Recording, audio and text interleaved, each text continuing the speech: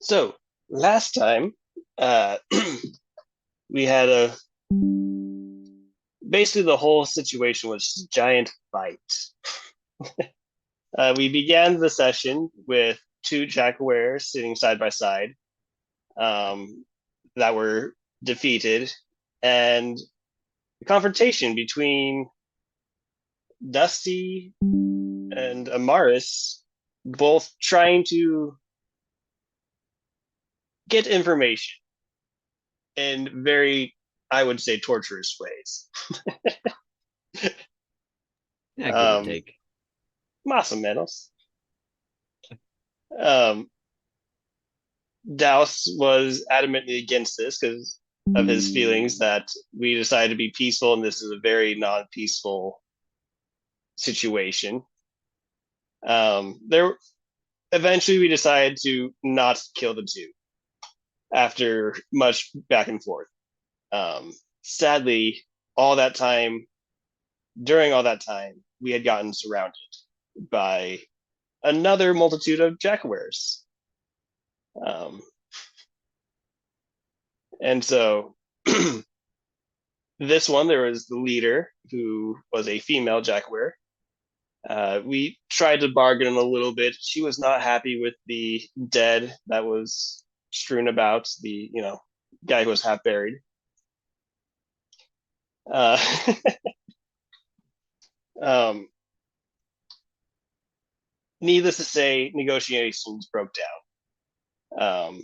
After all of us, some of us going to sleep and waking up and sleep and waking up, we finally got our group together and took on the rest of the Jackwares, and half of them died, half of them lived.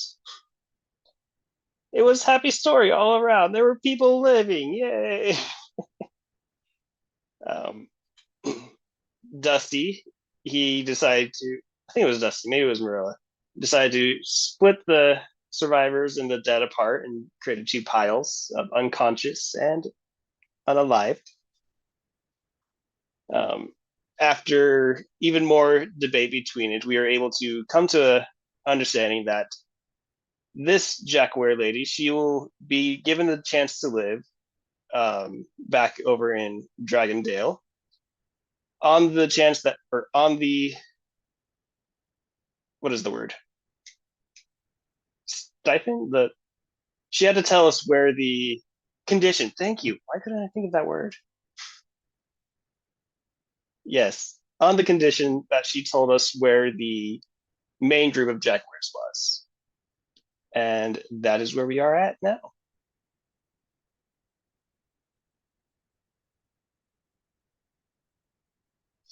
Anything you disagreed with? I'd say the corpse was a little more than half buried, but maybe that was just me. Um, that's all.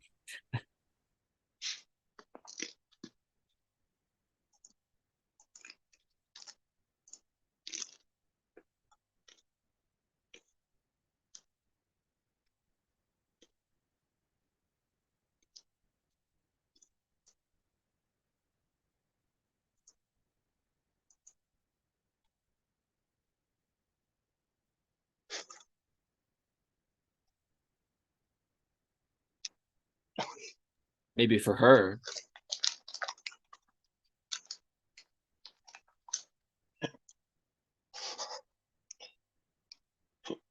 Dusty just going around hugging everybody.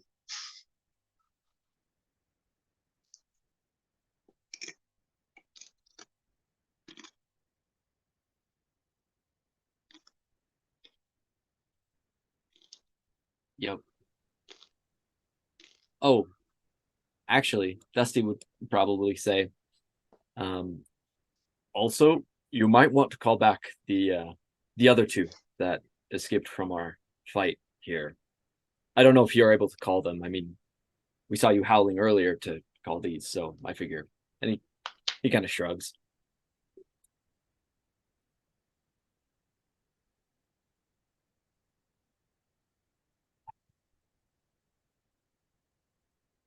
Yep.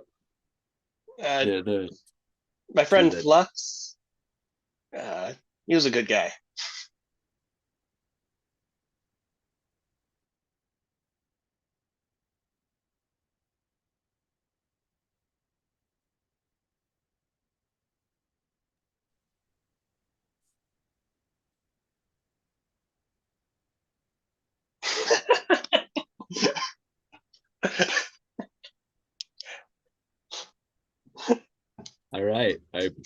I won't. He's gonna walk over to Nuri and try waking her up.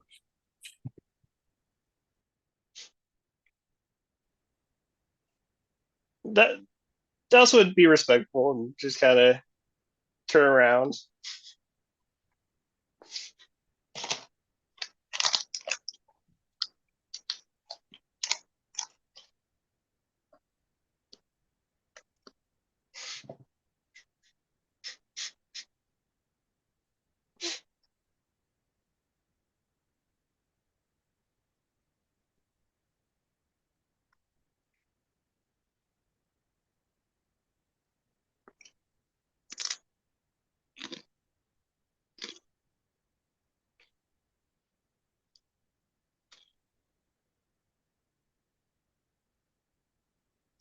I imagine like very pins and needles feeling with the.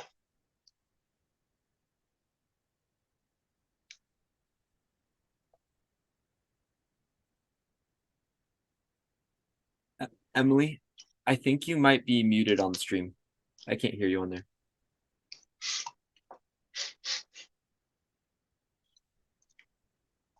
Are both your microphones on? All your wonderful exposition is being thrown into the void. Oh no, can you hear me now? Can you hear me? I'm talking. Can you hear me? I'm talking. Yep, can hear Okay, you. there we go. Fantastic. Perfect. There we Good go. Well, that's kind of sad. It's kind of sad. To sum up what just happened is Dusty asked if they could call them, and she was like, "Yeah, but don't look." And then everyone kind of turns away, and she goes off a little bit to change back into a jackalware form.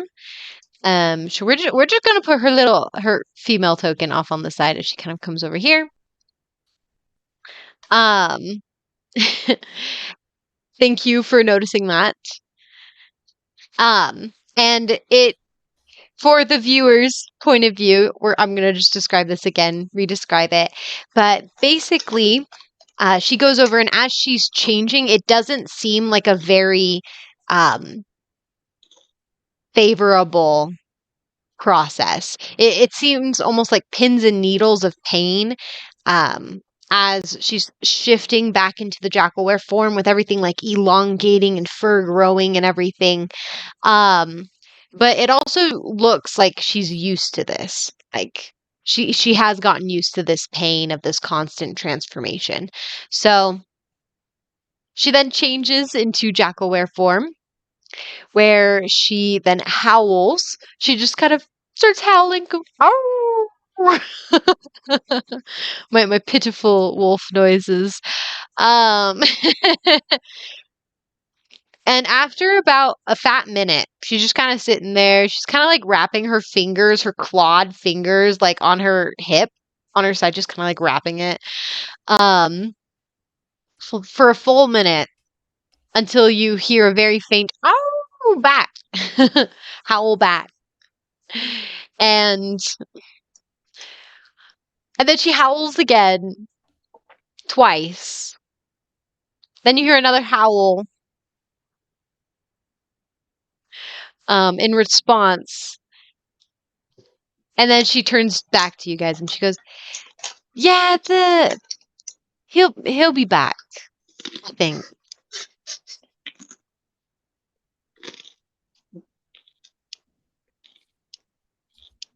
Right, fantastic. Yeah. Well, hopefully we can get them to safety as well.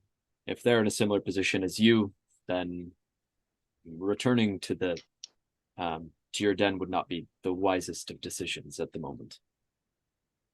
Yeah, if we're being honest here, I think Flux was probably going to make a break for it and go his own way. I mean, all power to it. I don't know. Was Dusty able to wake up Nuri? Oh yes, I was shaking. You had to shake her. You had to shake her pretty violently because she is a heavy sleeper. Start Gosh, screaming. Dusty, don't even inference that. gotta wake her up. How else am I gonna do it? It's like, oh my god. I'm just She's gonna up. wake up and kind of like, oh, rubbing my eyes and like looking like I just came from a different planet for a bit. Continue.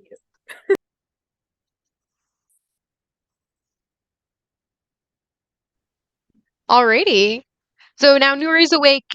The jackal where she actually she just kind of stays in her jackal were form as she goes over to her buddies and starts feeding them the good berries that are now in her like pockets that you gave her from last session. Starts feeding them good berries. They come up with 1 hit point. So I'm gonna remove the token, put him And at they're fully 1. satiated for the day, so And they they don't are need food or water for the rest of the day. they are Well, it's not nighttime. hungry. For the rest of the night, as they sleep, a good snack. They don't feel snackish anymore. No. They do as they come back up. They do seem to like protest when they see you guys, but she just kind of like growls a bit, and you kind of hear her mutter some unintelligible things, and they seem to like calm down. I'm trying to remember.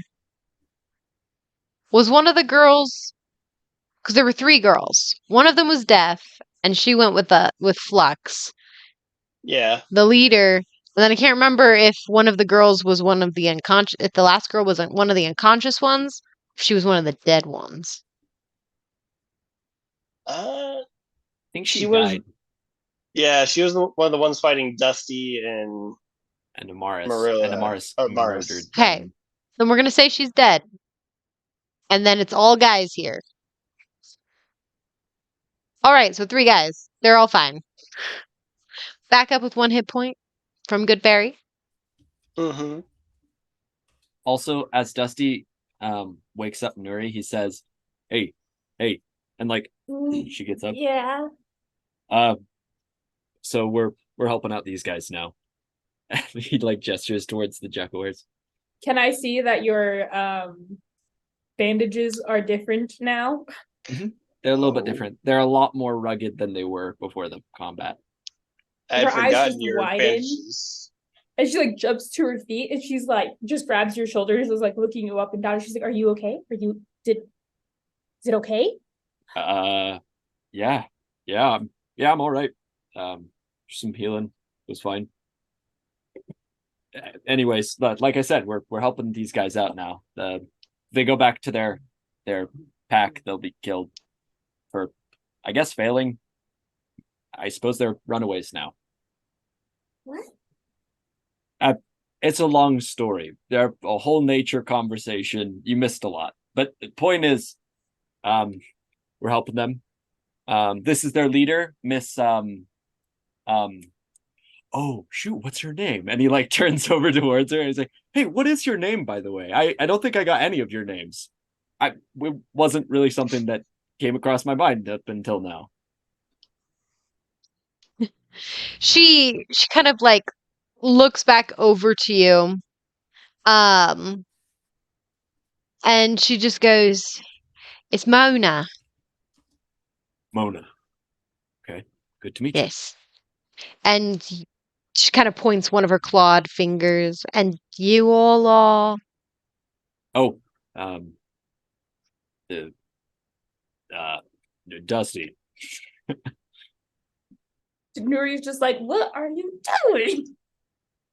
What we're helping. We're again, we don't have really any other option but to help them out here. So we're on good terms. Well, and he like turns back and he says, he like waves his hand a little bit, give or take. We're on terms. She We've waves her reached a hands a little ceasefire. bit too, also to you when you do that.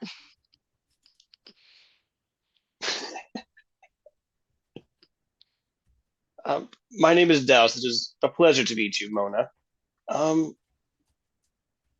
I don't suppose. I mean, we have a bunch of dead bodies here. Do you guys have any ritual burials that you do for the departed? She kind of like casts her eyes, a little mournful looking over the rest of them, and she says, "No, we all know that if you die, if you fall, you get left for the birds. I mean, That's the way of it in the desert." yeah, I'm gonna my just people, grab we one of the usually. dead bodies and drag it behind the mound. What do you Back do? to the trench. Yeah. She just goes, what are you doing? A grave. We don't bury." Yeah, the vultures will get to him. I mean, I Okay, take my hands off. fair enough. I'm very confused right now. If that is what It's the that is what natural you order. guys prefer. All right. yes. Yes, Douse, it was, yes, it's just something we all know. We know will happen, and in the desert, well, that's the way of things. And she kind of nods her head towards Dusty, and she goes, "It's the natural cycle of life." Yep. What dies in the desert feeds the desert. It's a pretty harsh land out here. What happens in the desert stays in the desert. True. Very accurate. Yeah. Anyway, Nuri, long story short, Mona here. We fought off her group, and we Killed took a down a lot lot of of them. And yeah, Mona is willing to tell us where. She's willing to give us. He like turns towards the people who just got up. She's willing to give us information. And we have offered protection in return, a safe place to stay. From the rest of the Jackalwares who will be after them. Not the brightest of circumstances, but we perhaps are able to help them as well as the townspeople. As you say that, Anyway, oh, sorry. As you say that, Mona is like conversing with the rest of them, just like kind of quietly. You see some kind of like shocked faces, some kind of like low growls, but then like acceptance overall in their body language. So, um, yeah, just so you know. Uh, quick question, Mona. Is there anyone else in the city or in the town that we No, should inform or be aware of? no, I think, from the sound of it, and she kind of like points at her ears and to the sky at the moon. Uh, she's like, the sound of it, Lux might be in the town. Okay.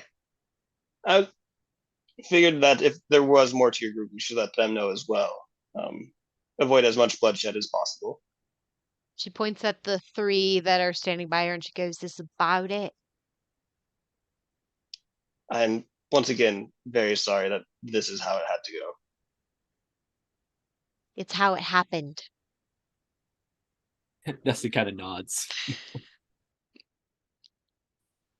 Yes.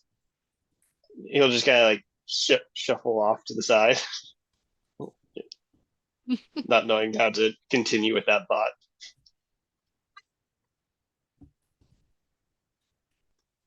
Well, all right, well, we're gonna head back to the town.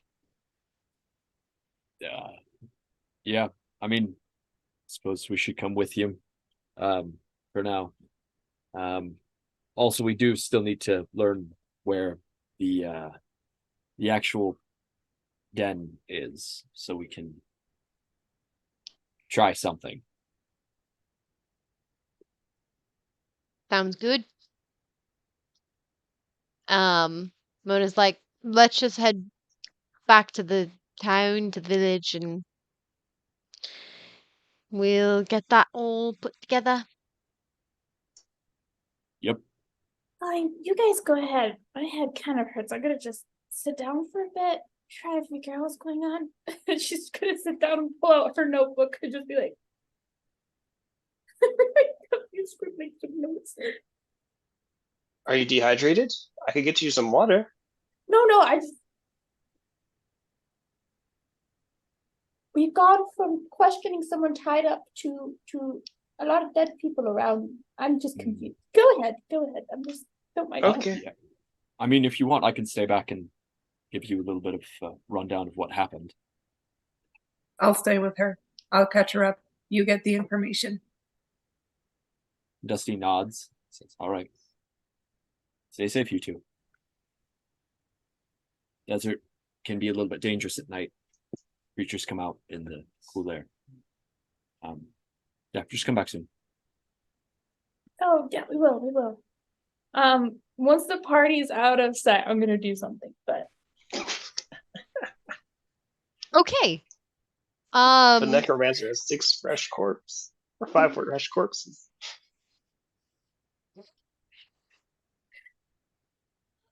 Okay. Well, we'll come back to that in a sec. So Merilla, so is everyone but Nuri going, or is Amaris staying with Nuri? Amaris is staying. Okay. Think this is hard to decide. Hard question. I think Marilla's gonna stay back too. I mean, Okay. Douse is on his way. Okay, Douse and Dusty are with them, the 2 negotiators of the group. We'll leave the rest to you guys. Merilla, you're welcome to stay, but also at the same time, Dusty got hurt, and he is walking that way with a bunch of other jackalwares. And you're actually really strong, so are you sure you want to stay? I'm okay if you do, but at the same time, I mean, Dusty looked like he got hurt. Well, yes, he did, but he looks all fine now. He's a tough boy. If you don't want me to stay, you can just ask. No, you can stay. I just 2 of them with a bunch of jackals. I don't know what's going on. I don't think they've attacked them.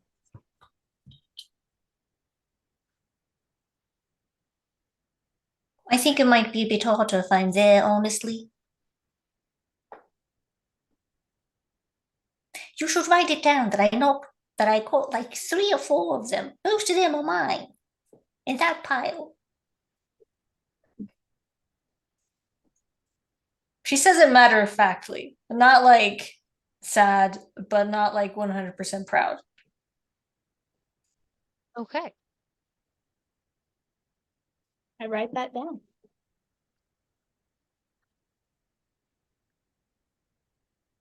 Nuri and her book, which you can purchase on our store.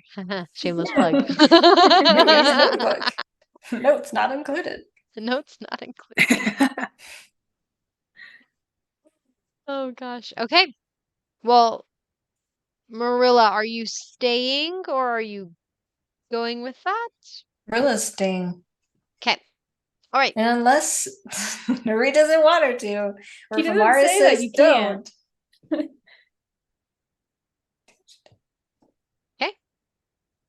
Alrighty. Well, we'll just put, as the guys are just walking over with the jackal wares, we're gonna stay here centered on you girls. So what is going on? Well, after like 3 or 4 minutes taking some notes and realizing Marilla's not going, Yuri's gonna close her notebook, brush herself off, and When she notices that you're kind of like watching her, I'm gonna assume that since she has 17 passive insight. Sorry. okay, yeah, you can. But she's gonna like she's still standing exactly where she was. She hasn't moved at all. She's just kind of like look over at the pile of dead bodies that's less than 10 feet away over like the little mound, and she's like, well, I guess, no, you could think of it that I might be a little bit more comfortable, closer to them. And she points at the dead bodies, since you know I will be there soon. I feel okay. Referring This to is herself weird. as an old woman. But Nuri's gonna just walk over to the pile of bodies and well,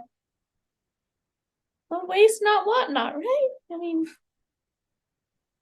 you looks can over look at away if Amaris. you guys want to, but I need you to do some experiments. And I'm gonna start cast reanimate dead. Okay. Okay. Do you want to post the, oh, you put the details in there. Okay. All right. Yeah, so it takes 1 minute. I can do one corpse, medium or small. I get to choose to bring it back as a skeleton or a zombie. Do zombie because it's fresh, so makes sense.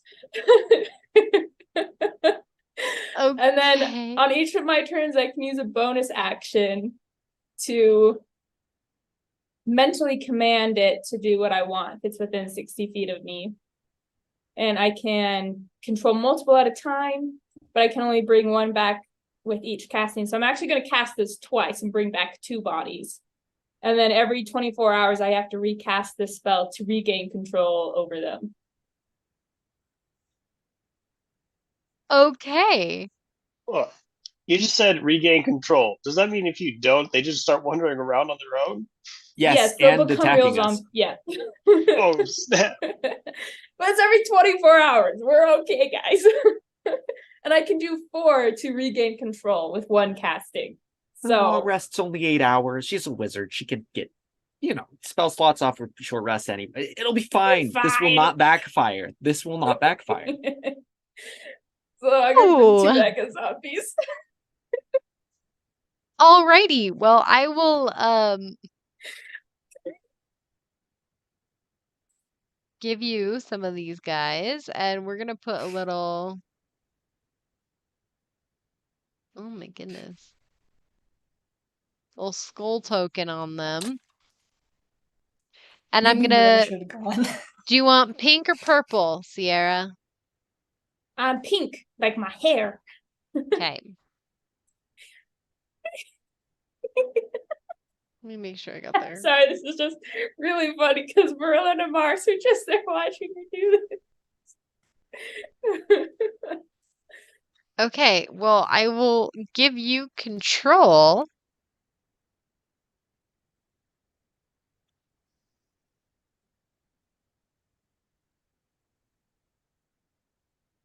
Well, there Yeah, you they go. almost You have as can much now. health as I do. Shoot. These are beefy boys. Okay. What? No, they only have 18 health. No, zombies get 22 health, don't they? Oh, that's right. So they do It's go a by. zombie card. Which I'm a wizard, so I'm super squishy. Yeah. At level 5? A wizard. I have 29 hit points. They That's have right. 22. 1d4 of damage can murder you. Just kidding. All right, well, you can now move your zombie. So as you come and you cast this reanimate dead, you just see like you put your hands on the cold corpse. You just it actually no, at this point it's still warm. On the warm corpse, but you can just feel that there's no life in this, no breathing. And you place your fingers on the fingers, your hands with your fingertips. Yeah, you get it. Um, and as you cast your spell, and you just feel the chest that your hands are on just kind of expands as it comes up, and it just is. This one actually seems more like put together. There's like a couple slashes on him, but not really much. The other one that you have just has like some icy frost over him. Um, But other than that, he does look intact, just really bruised and beaten. She does this to two of them or one of them? Two of them. I bring back 2.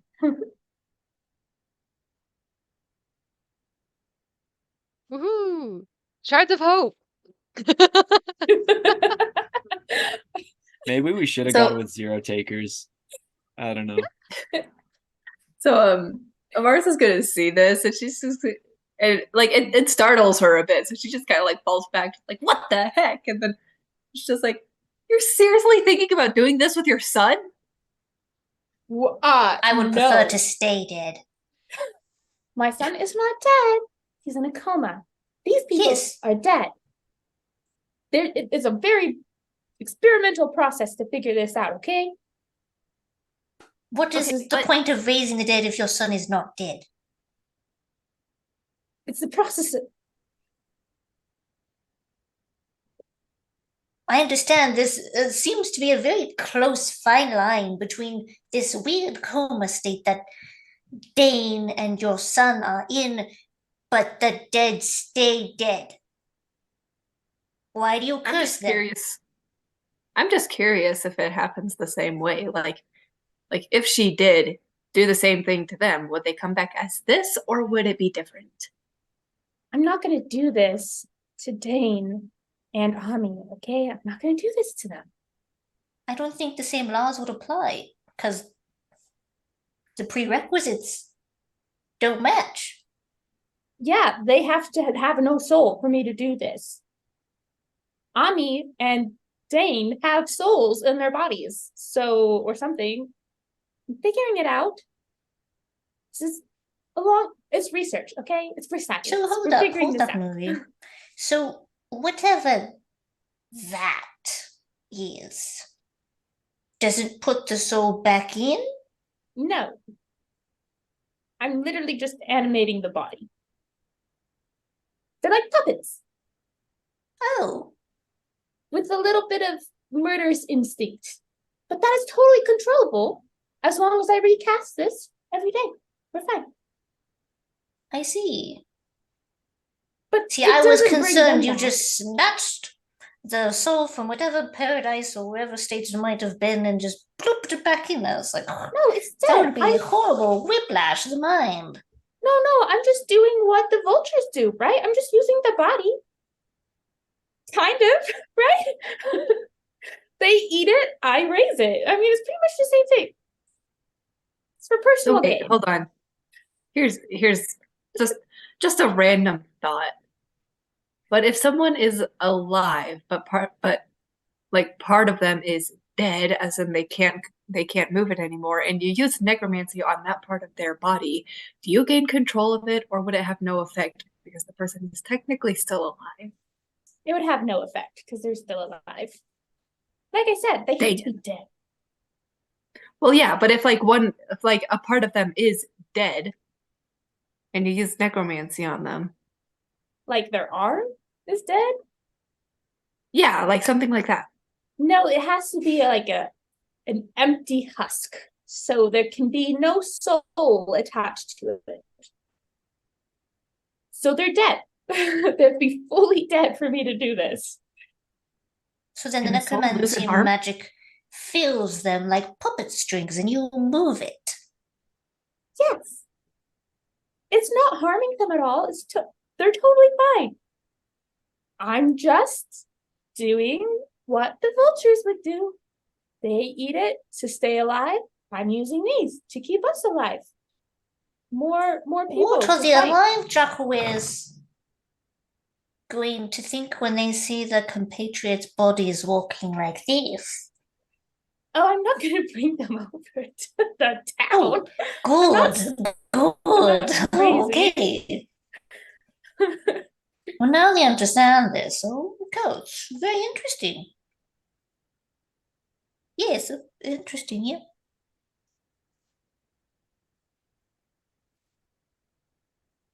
Yeah, I'm gonna just I'm gonna be like to the one that has I'm gonna name it Frosty. The one with all the frost. I gotta write this down, Frosty. Frosty. So what happens if you don't keep control of them?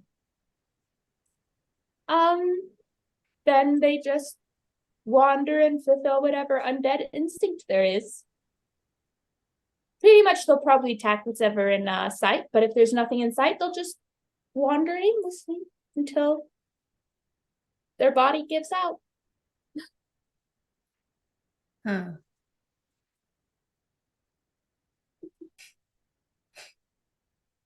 It's totally humane, that's all I'm saying. You just say it's all totally homemade. No, humane.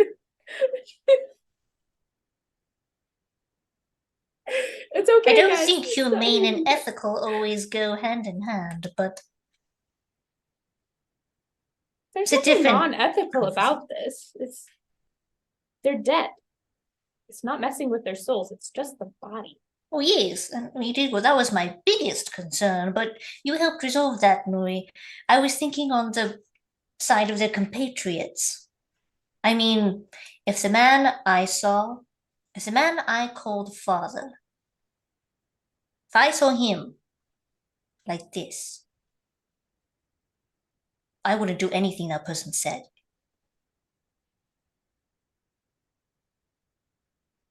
Or anybody with them.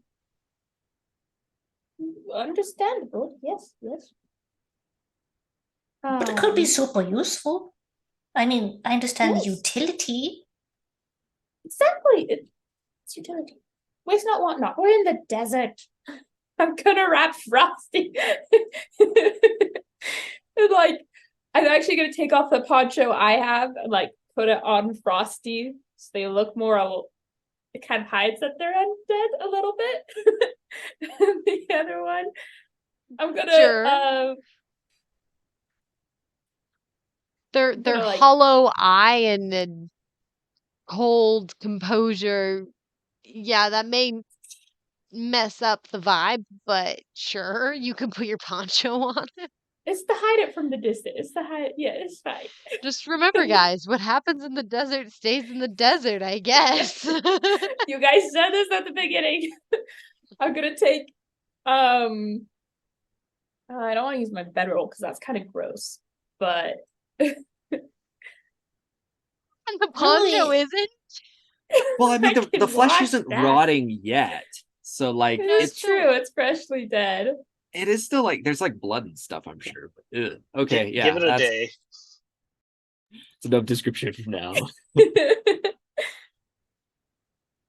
For now, I will actually just take my bedroll and like chuck it over it and be like, okay, Frosty and Bingo. Keep those on. Try your best not to look undead. And follow from a very far distance. Keep an eye out. If anyone attacks you, attack back. Okay, let's go, guys. Where are we going? To town? I'll With make them? sure there. I thought you just No. told me that we weren't going to take them over there. Were you lying, Nuri? I'm going to bring them a little closer. I'm not going to take them all the way to town. Did Dusty mention to you that we offer the live Jackalwares Safe Harbor in Dragondale? And somebody has to escort them there, right? No? Well, Why that would I we think back- is the plan.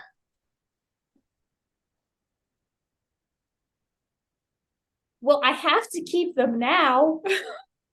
I already brought them back. To be Is fair, there no like a explain to me the space limit? Like, how far away can you be and still control them? Well, they're still under my control for the 24 hours. I can only command them within 60 feet, however. So I can tell them to sit still and then walk away. But I have to come back within that 24 hours or they can wander off.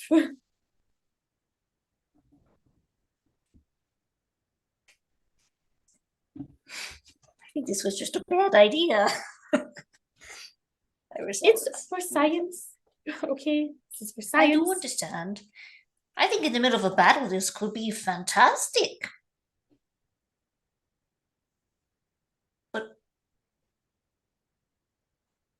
And she just kind of stutters off in her own words. All right, Amaris? fine. What do you think? Honestly, I'm still confused about the whole undead thing. So What you guys? I just don't know what to think right now. I mean, cool, you basically Honestly, have your I own don't either. you have your own undead pets now, I guess. Well, I wouldn't call them pets. They're more like servants. They are They're literally not pets. dogs. Nuri, they're literally dogs. That can talk. Frosty, Bingo, don't listen to them. You're totally okay. You're talking to them now? She leans over to Amaris, who's right beside her, for looking at the map. I think I'm starting to grow a little concerned.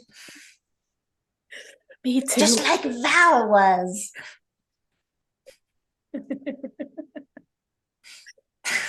Okay, to make you more comfortable, Bingo, Frosty, stay hidden in that trench. Don't go anywhere. I'll be back. You see It's them not kind for of me, like it's for the other stand. Jackaways. You see them kind of stand up and they go over to the trench and just kind of like squat down. Merilla moves out of the way. Yes, you can definitely move out of the way. Amaris like does this so that basically only Merilla can see, but does a bit of emotion, like almost like telling a dog to stay. Which is kind of making fun of Nuri a little bit, just like stay. Wait, she does that to Nuri? No, she's doing it in such a way that only Merilla can see. Like Yeah. she's kind of making fun of Nuri a little bit. Yeah, so Merilla sees it and you're making the motion to Nuri. No. Like I'm basically mimicking Nuri, just like stay. Oh, Like okay. telling I her understand now. Sorry, pets I was. to stay. Merilla just kind of like half Okay. smiles, the side of her face that you can see at that. See, this is why I wanted to do it when you guys weren't around. Yeah, I'm Okay. sorry. Don't need to. I just knew this would happen. Okay. Okay, keep a straight face. Okay. All right, shall we go? Yeah. Yes, if you're done raising the dead, yes. Yep, let's go. Okay, you guys start heading over. We're gonna switch over to the guys because they got about 5-10 minutes before you show up. And you guys make Well- it back. Oh, So there's, yeah, 5 minutes. Sorry, never mind. I yeah. was thinking travel time and everything else. Yeah, so like it's a 30-minute like walk over. But like before you guys or like once you guys get there, there's like 5-10 minutes and then the girls will be arriving. Yeah, because they had left while we were still in transit. Yeah. So when we get there, are the two other Jackawares there? Flux Yes. and female Jackaware friend of Flux. Yes. All right, fantastic.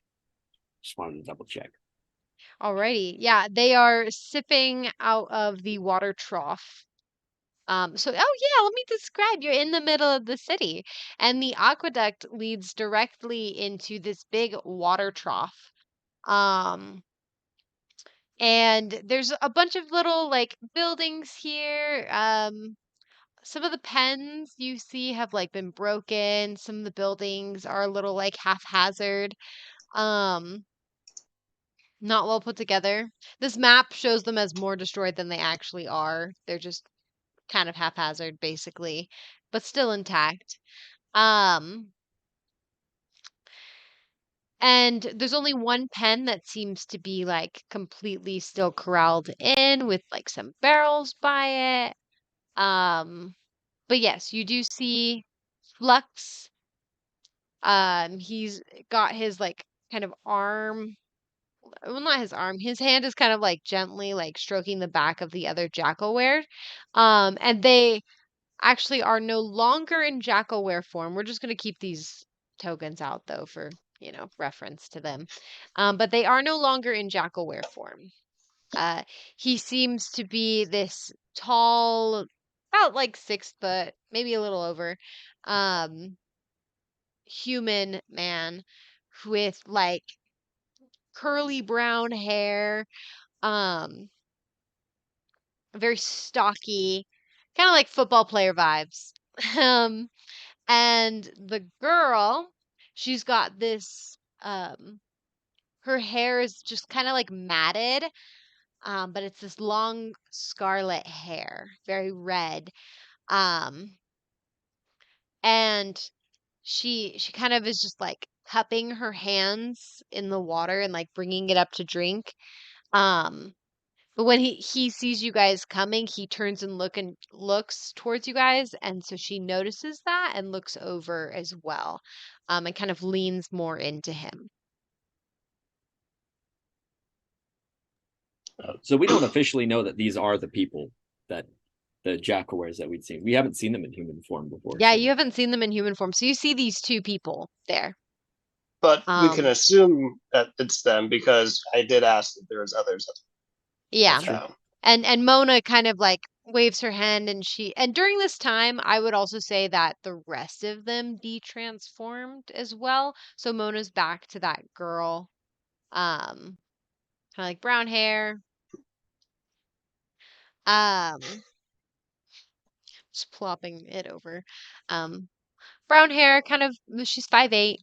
Um the rest of them are just the rest of the guys kind of have like mixture of like blonde, brown hair, black hair. Probably if there's a blonde, black, or wait, blonde hair, black hair, brown hair.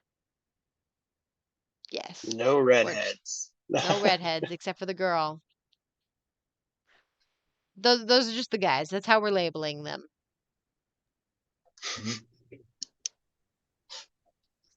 Fantastic. Douse would probably do a little jog up to Flux, be like, I Flux, I assume, right? He nods his head and he says, I'm "Blue boy person." I'm Douse. Pleasure to officially make your acquaintance again on better terms. I'm glad to see that you made it and that you survived. Same here. I won't take too much of your time because I know it's been a stressful evening, but I just wanted to say I'm glad that you're alive. Hope things go well for you. He kind of claps one hand on your shoulder, and it's very firm, but not unkind. I just As look at this giant man. yes, you're very like looking up, and he's looking very down. So he just goes, "I appreciate it." Thank you. Uh, also, quick question. I heard that there were mantas around here. I promised someone I would check up on them. He Do goes, you know if they're still in town?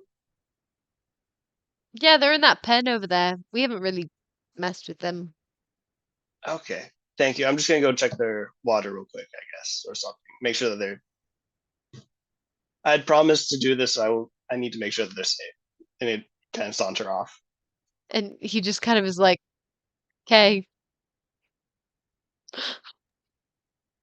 But you can, so he does point you over to the pen, which is over here. And sorry, these mantas are actually supposed to be bigger. Hee hee. Come on. There could be a baby one. Yeah. The baby one is off in the corner over here. Little baby manta. He's in timeout. Yeah, totally. Little timeout for the baby manta. But they are like giant, huge manta rays. that are just like colored with like sand texture, kind of like half buried in the sand. They're not moving. I will, because I am not the owner of these animals. I will try making a little bit of noise on the wood fence. See if stirring them up does anything. What are you doing to make noise? Uh, Kind of just smacking the fence with my knuckle, kind of knocking on wood, so to say. Like pretty softly? A little, yeah. Okay, nothing happens. All right, I'll try a little bit harder just to double check. Okay, you knock a little bit harder and you actually see at the back like some of the sand shift like a tail kind of move, but they just blend into the sand very easily. Do I see any like water troughs? You do see like a chest off in the corner here. And you do see a large wide water bowl. A lot bigger than the one that you saw her traveling with. A very wide trough, kind of, but very flat. It is very empty. Okay, I will climb over the fence very carefully Okay. because I've already had one bad experience with sheep. I have no idea what these guys will do, and just Okay. gingerly make my way over to the water trough. Okay. You actually see, actually roll animal handling for me. Okay.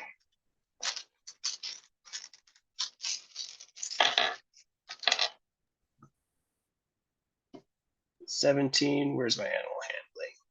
Dusty will come up to the fence and watch you, by the way. He just kind of like sits himself over it and is watching you Having try to good laugh work at these me, I mantas. Oh, Dusty's he's just doing watching. something. He's just watching. bet. That is a 19. A 19, okay. You are able to not step on one as they are blending in. So you can kind of tell where, as you're kind of like looking at them, you can kind of tell how big they are. They do seem very large. I will be mimicking what I've learned in the ocean to drag my feet across the sand as Mhm. well. Okay. Smart. So as you're kind of like dragging it across the sand, you actually this one over here on your right, the one closest to you, actually kind of you see the sand. It almost looks as if the sand is like kind of rolling over to you, but it's actually just like this manta ray um that just comes up. Um you see two little antennas like kind of poke up the top and its Good, tail kind of like good is girl. I'll just wagging slowly, kind of in the sand, trailing a bit. I'll stick out a hand gingerly, just like good girl. Not a. I don't know these manta rays' behavior. They're a new animal to me. Tell I can be anything. So, how high are you putting out your hand? Not too high, just a little bit above the ground. Okay. You do that. And with your 19 for animal handling, the it kind of like lifts up a little bit from the ground and kind of like you can actually see that it's like that Toothless and Hiccup moment when like he holds out his hand and then Toothless kind of like comes and like just places his head against it. It's Not like the one where all the that. teeth pop out, right? No, no, not the one with the teeth pop out. No, it just kind of like lifts up so that your hand is now touching it. And it just like stays there for a moment. I'll pet it gingerly. Good girl or boy. Good girl or boy. And then I'll make my way back to the trough and pull Hmm. out my uh, decanter of endless water, start filling it up. Okay, as you make your way over to the trough, all of the mantas are coming like up, basically, to get some. You kind of get trapped up on the side. It's happening again, but these are just a little bit better. The little Hey, at least oh what? I was like, they at least resemble something I know. Exactly. You're like, you actually see the little baby one kind of like it was kind of like stuck in the back a little bit until one of the manta rays kind of gets it to slide onto one of its large fins, and you just see it kind of like a wave of sand as it just rolls the back of its fin up so the baby kind of slides over and is able to get like a drink. Okay. And Hmm. then also after that, I would go kind of try and shuffle my way back to the little. You said there was like a cabinet. Yeah, like a chest. Oh yeah, chest. I would open the chest, kind of looking for feed if they had any. Okay. Yeah, so this is a very large chest. Um, you also see that like right next to the chest there's like a little archway that leads into kind of like like a little open shed that doesn't have like an actual door. It's just like an archway leading in there, and you can actually see like tack in there. Like saddle tack and stuff. Very vastly different from what horses would be. But then again, you don't know I too still much have about no idea horses what yet. this is. Yeah, you still have no idea. But you kind of can shuffle through the chest. There's not any sign of like food at all. Um, that you can find in there, but they don't necessarily seem to be very hungry. They're more just like thirsty as they're like drinking. You have to kind of actually go back and refill the trough again. Okay, yeah, I would definitely do that a few times. In the meantime, Mhm. like, Dusty, I see you watching. Quick Yep. question: Yeah. do they eat anything? Yeah. What do they eat? Dusty, he kind of like he thinks for a second. What do they eat? I don't know. I don't personally know. Dusty would probably know though. Dusty would know. You know that they actually generally eat like kind of like mossy, grassy substances, or like that's generally kind of like what they feed off of, or um vole. They also so they're like omnivores. They'll also feed off of like some very small creatures like mice and vole and stuff like that. Mhm. Okay. Yeah, Um, they omnivores, all kinds of stuff. do you want to help me see if I can find any feed for them then, I guess? Or Sure. would they And have been do you think they would have been fine without it? we should probably make sure they get some food. Um, in the meantime, and he kind of like turns behind him and he says, "Make sure everyone knows what's going on." He says to Mona, he's like, "We'll be back in a second." Yeah, And then Mona gives a thumbs up as she's already been like talking to her crew. Kind yeah, of like, please and just stay with Dusty the will come. office. He'll come through and he'll help out looking Okay. food, Yeah. something to feed At this him. point, I would be shuffling around the pen as well because I've gotten used to the animals and whatnot. Yeah, and you can easily like maneuver your way through because now you can kind of tell. And they do like actually, when you're trying to get somewhere, they do like tend to space out so that you can get over there. I like you guys a lot more than those sheep. Just like some of the muttering he does as he's walking by. Sheep like you a lot more than the mantas seem to, but they like you too. I'm not saying they don't like you. I'm just whatever. And he waves his That's hand. fine. I'm okay with these guys. You're like, these guys are cool. You do find that there are like some grassy spots that are like hidden kind of like some crab grass or like bushels of those things because this area seem with the aqueduct it seems to get a little bit more like water in certain areas. Um Dusty, as you actually enter into the little like shed area, um you it smells really bad in one of these buckets, and you can lift the lid and you can see that there's a lot of like dead mice in there. Um, Hmm. Well, you could give one of these as a treat. Sure, they don't get them very often. or perhaps every day, knowing they had a couple kids. And he's gonna reach in and like take a couple of the mice, and he's gonna hold them by the tails and kind of toss one to each of them. Okay, you can do that and they kind of like lift up a little bit. So you kind of have to like toss it right in front of them and they'll just kind of like lift up and like kind of plop on top of it. You assume that they're eating it. Fantastic. Um Also, Dusty, when you were in the shed, you did see all of like the tack in there and you recognize the giant sleds that you can attach to these manta rays, to these mantas. Hmm Okay. They said we could I borrow them, right? He says to Yeah, yeah. Douse. But Well- all I wanted to do was just take care of them for tonight. We can do the rest of the morning. Yeah, of course. But they seem to have the stuff to saddle them, so should Is that what be that fine. is? Yeah, it's like you know how horses they have like a bridle and that whole thing. Yeah, they have a similar thing with the mantas. Okay. We should be all right though. Seem to All be well fed, well watered. Should be all right for tonight.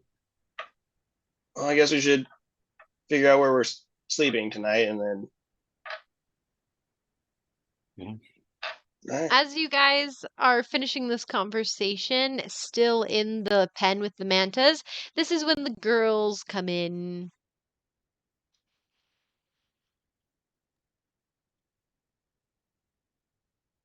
With their two zombies. No, the zombies aren't with them. They're hiding. I The know. zombies are hiding. They're hiding. But you will notice that Nuri is no longer wearing her desert poncho that she has.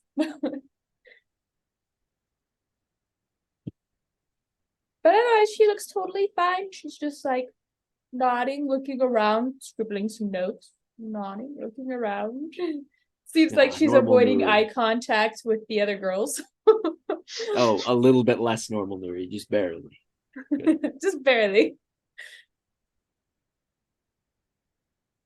But once they're finished, Dusty's gonna come out of the pen and try talking to the jackawares, or I guess jackawares in human form.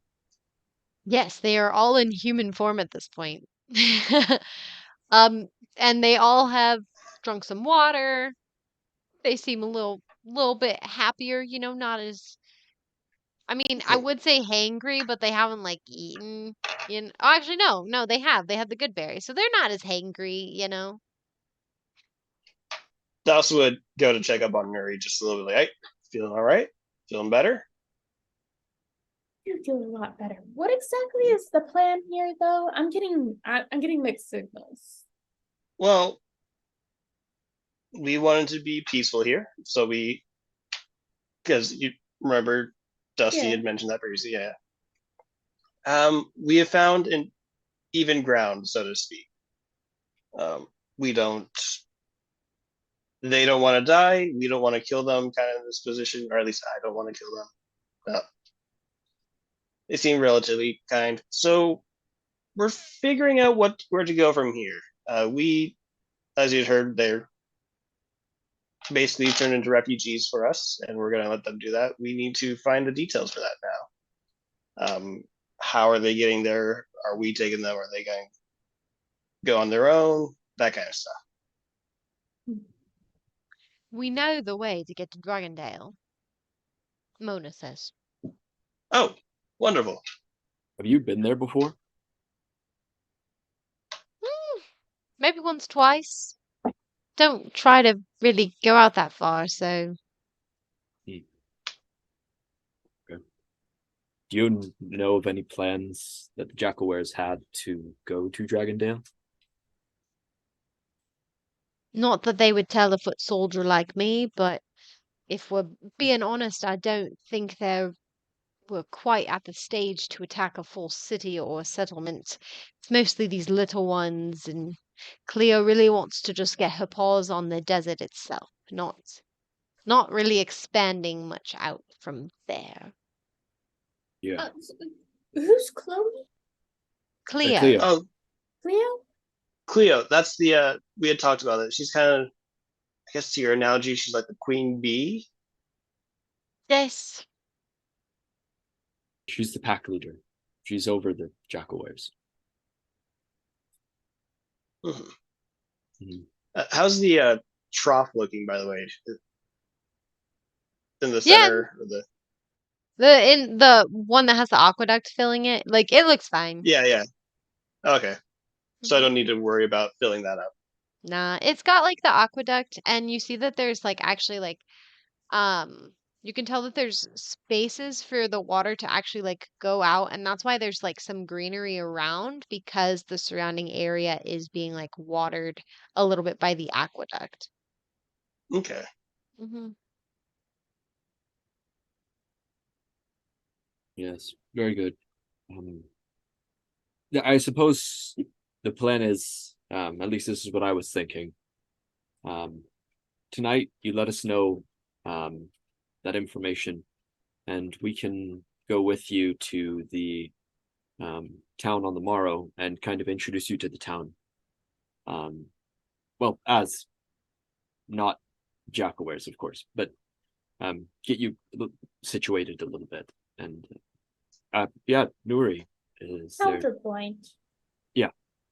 It took us actually quite a while to get this far in, and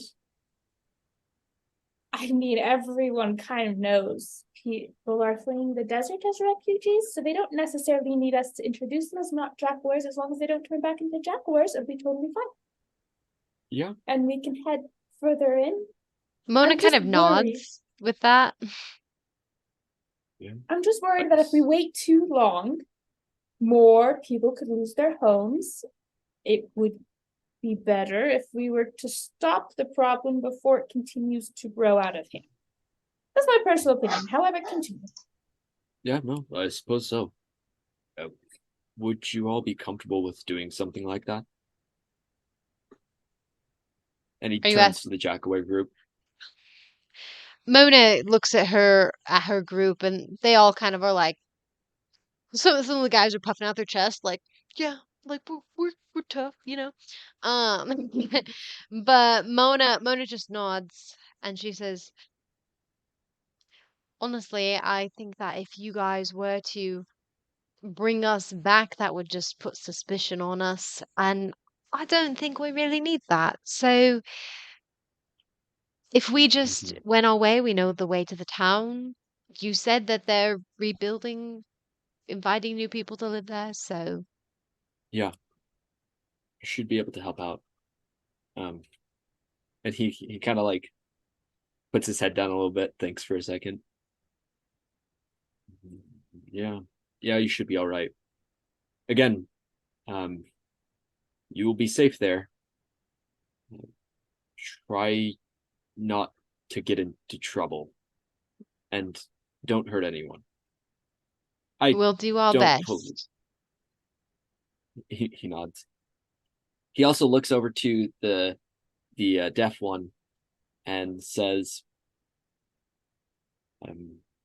"I don't think she can hear.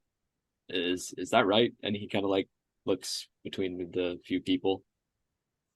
Flux nods his head, and the girl just kind of like looks up at him. She seems kind of like confused, but she's just solely relying on him right now. Um, and he just goes, Flux says, yes.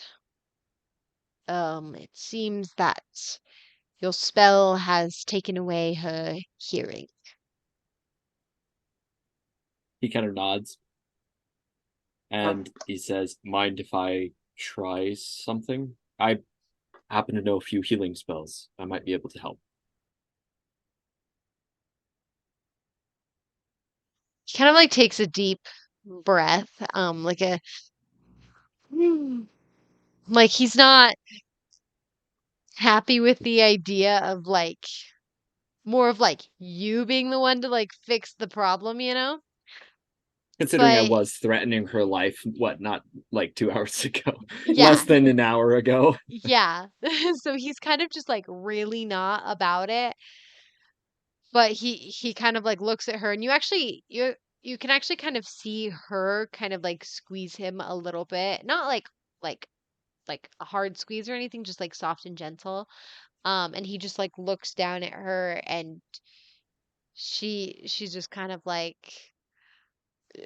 just looking at him basically. And it seems like they almost share this like facial conversation, basically, in a sense. Like they've known each other. Dane, not like that. More of like they in this moment of showing that they trust each other, and that she's relying on him to make a decision at this point, and she trusts him. So, and you see him just kind of growls a little bit with a big heavy sigh. Um, he says, "Fine." Right. Dusty, he'll take his pack off and like set his gear down. He'll come over with just his totem, and he'll walk up to her, and he's going to try and see if he even can heal what is wrong with her. Okay. Because I don't With have crazy good healing spells. I'm gonna try and make a medicine check first to see like the nature of the injury, and then I'm gonna try healing it with a Okay. spell or two. Okay, let me see if I can determine what's wrong. 15 for medicine check. 15. Okay. So you know that Amaris cast a shatter spell directly on her.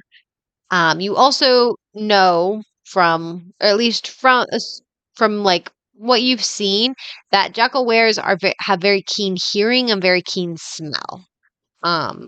So they can like find things a lot easier with those two aspects. As you're kind of like inspecting the area around her ears, which are still bloody, it seems like the area around it has been kind of like wiped, but the inside you can still see like traces of blood. Um, as you're kind of like looking and inspecting, meanwhile, Flux is still holding on to her. And her name is Naira, as he now has told you. Nyra. Um, Naira. Um, and you kind of, as you're like inspecting, you think that this is something that if you used like a good chunk of like a healing spell, if you got like a really good roll on one of your healing spells, that you think you could repair the damage, because it's something that's been like ruptured inside of her ear, kind of a thing. So you think if you center one of your healing spells on the ears, and you rolled really well, then you probably could heal her. Okay. So after inspecting her, then he's going to take his totem in one hand, and he's going to use his other hand and cast Cure Wounds at 2nd level. And is the totem turning into anything? Nope. He's just that's his casting focus. It's Oh, a okay. small totem he wears around his neck. I don't know if I ever described that before, but he's going to use Cure Wounds and cast at 2nd level. That is 2d8 plus his Wisdom modifier. Okay. Wisdom modifier will be +4. Roll to heal. Haha. Roll to heal. One of the few times a DM can say that in her life. Roll to heal. So that is 7 plus 4. So that's 11 points of healing. 11. High or low? High. Okay. So as you roll and you kind of like place the tips of your middle fingers like kind of right at the lobe of her ear, and as you cast this, you just like feel your druidic energy coursing through you. And there's like a little bit of a faint kind of like greenish glow um emitting as you heal,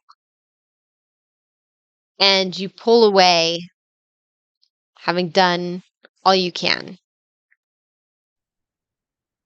Naira, can you hear me? She kind of like shakes her head and kind of like pokes her ear a little bit, and she's like, yeah. Good. And It then worked. Flux just kind of is like, kind of gets in your way as he like goes and he like hugs Naira. Um, and he's like, and they actually just nuzzle each other. Aw. Ye- Dusty, he kind of like stands up and like brushes his hands off a little bit and starts picking up his equipment again. Okay. And as you like kind of start walking away after that, Naira just kind of looks over and she goes, "Thanks." And Flux just kind of like curtly nods towards you. Yup, it's the least I can do.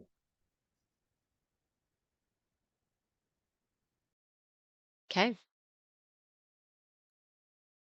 With that, Mona goes, "Okay. So in the morning, our little band, our little gang is gonna head out that away towards Dragondale, and your group is heading that away towards the den." Where Yup, I exactly mean, is the den? Well, you're gonna want to go east of here. Little south, southeast, but mostly east. What you're gonna find is you're gonna find a stack of ruins. Um, Old stone, marble, just destroyed kind of by the sands, time. Ah, and then just southeast of that, you're going to find two large boulders that are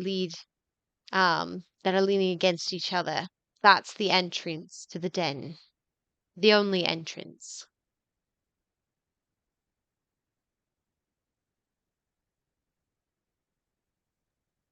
see. Are there other ways in or out aside from that place? No. Not that Hmm. I know of.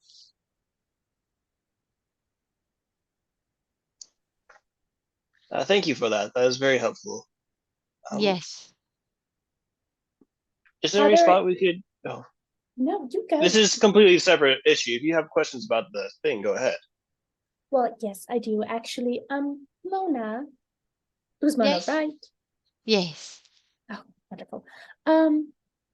Are there any guards by the entrance? Should we be aware of any lookouts that would be hidden coming up to it? Oh, heck yeah. Are there any lookouts or guards at the ruins? Yeah, there probably will be.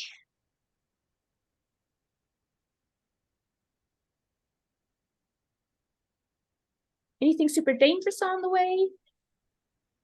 Oh, yeah. Um, the deserts are just full of dangerous creatures. So you may run into one of them. And sometimes I have really bad directions, sometimes. So like how long of a distance is it to your den? And then how long of a distance is it?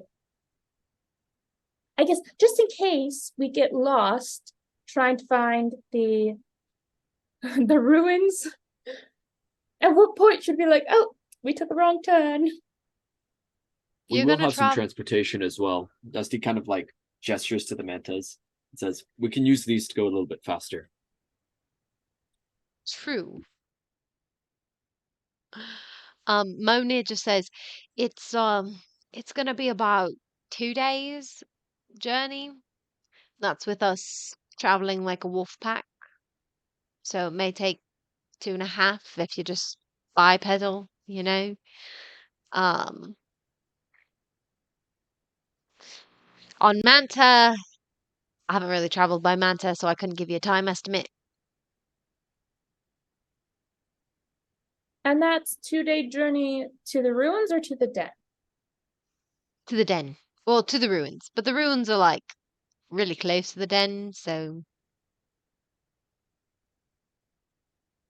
How close? Like day travel? A mile? like a mile or two, maybe 2 miles, maybe a mile. All right. It's kind of hard to keep mile distance in a desert. Completely understand.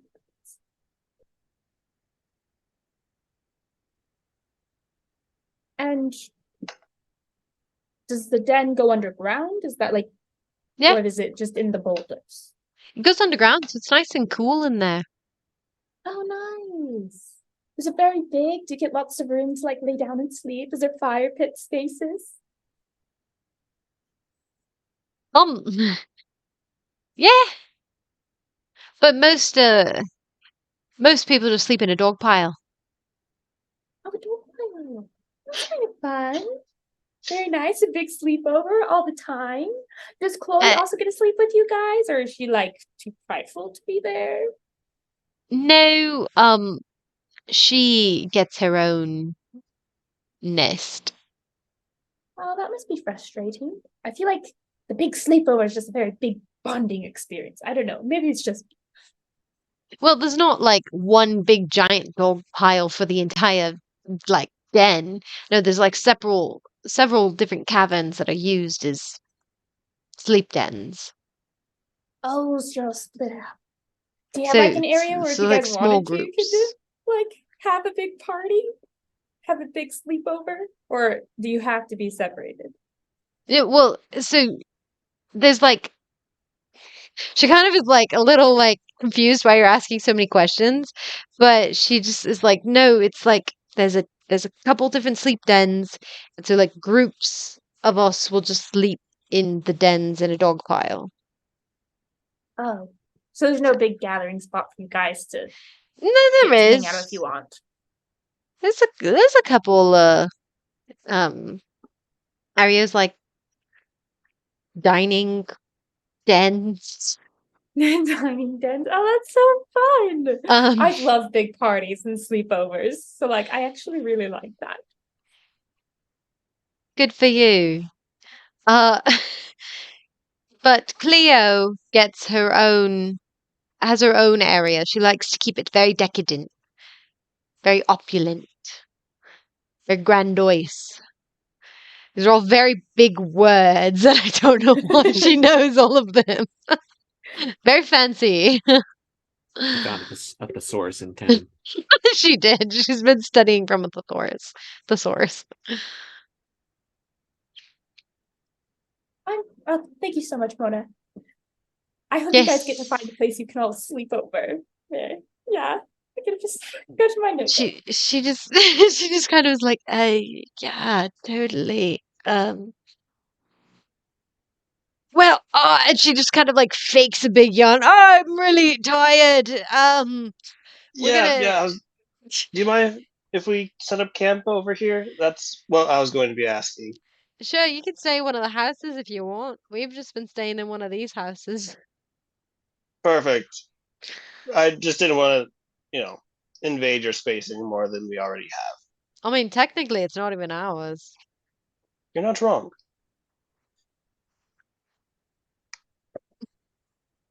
And so they come over into this house to just. They're just like, bye. And they go inside the house. Oh yeah. Well, we should take this house. I'll just point to the one with the mantas. It seems fairly intact. Yeah. Plus, we have guard dogs, more or less. It's not like a barn. I don't think it's built like a barn.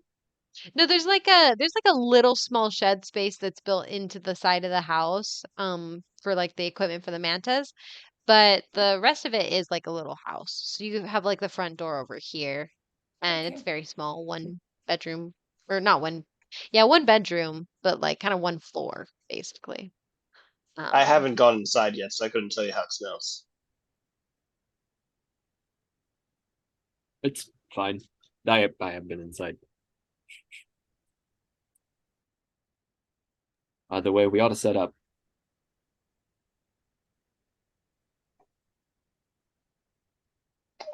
Douse will just start making his way if no one's gonna say anything. Just kind of okay.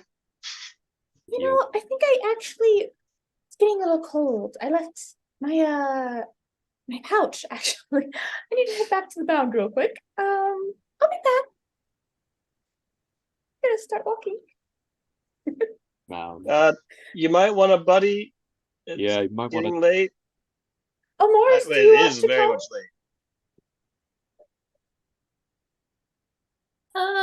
She looks over at Nuri, just like she looks at Nuri in this way. She's not actually saying it, but she just looks at Nuri, just like, are we going to tell them about what you did, or and then like out loud, she's just gonna be like, yeah, sure, I'll go with you.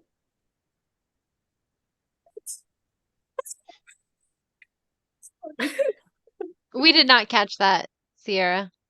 She's gonna start walking. Oh man. Nuri just not making any sense. She cut out in here, but in the game, it's like she's not making any sense at all, and then just walks off. Exactly. And Oh, also, Sierra, gain 5 research points. By the way. Research! Science! There's a Uh, method to my madness. You Science of rewarded her fools. for that. Just She so has to.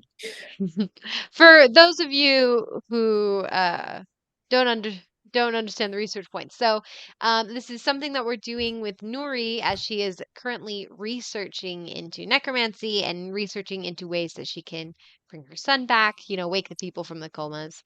So she is currently getting a certain amount of research points that she has to reach. So, on the time she does research, she gets some points. Oh, science! Nice. Necromantic research.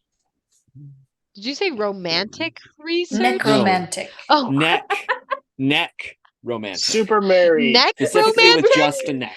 Yeah, specifically with just the Okay. neck.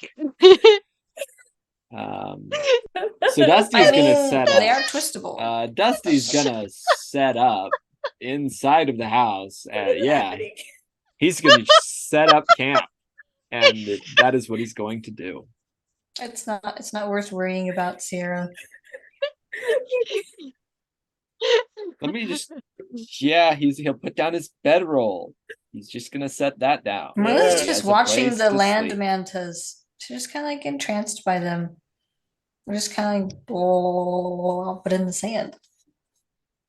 Mhm.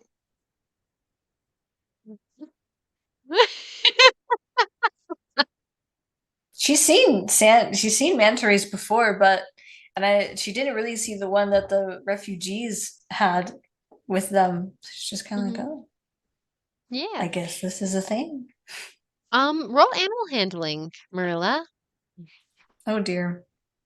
And they eat her. Well, they might. She's small Nom enough. nom nom nom nom. Yeah, And I 7. kick her, sir. Yeah, one of He is on them. the outside of the fence, I will say. Yeah, you are on the outside, so it's probably affecting your chances, as they just kind of pay you no heed. They kind of just kind of make a little they kind of bury themselves partly in the sand and just kind of chill. They just vibe. They're just a vibe, mood. Fair She enough. appreciates the vibe. Appreciates. Oh, lovely. Alrighty.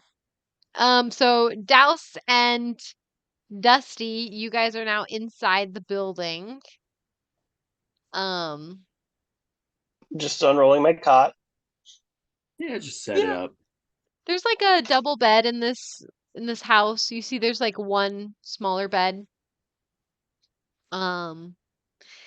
And little kitchenette, little kitchen, in the sense of it's a fireplace, with a metal rig that has like a pot over it, you know, kind of like a little more homey and more durable cooking pot hanger thing. Ooh. What's that even called? Douse is gonna see if there's any ingredients in the kitchen. Oh yeah, there's lots of like non-perishables.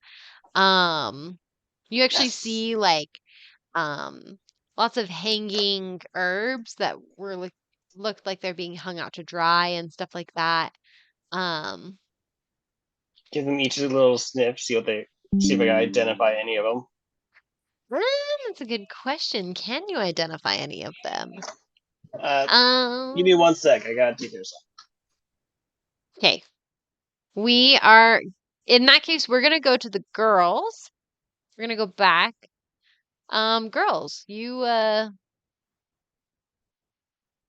traveling. And you make it Nuri, back to the mound. Yes. Nuri, are we going to tell them what you did with the corpses? Yes. Once we bring them back. I So thought we it'd are be good to bringing have them to we're bringing them to the village. through the back and hide them in the house. I think it's a great plan, honestly. And if someone sees them,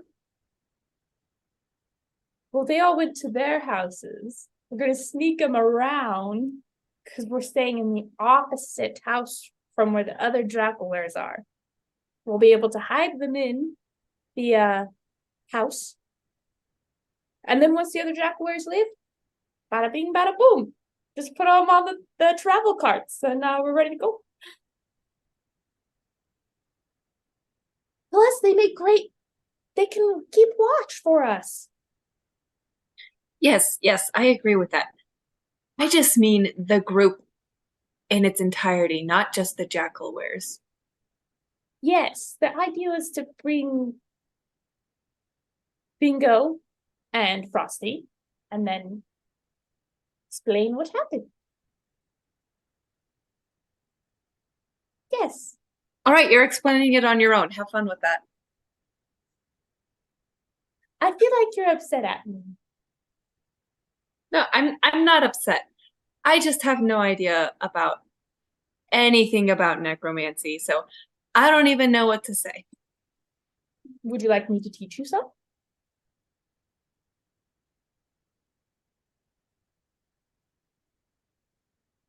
You don't I have might to have to answer think now. about that. Just research.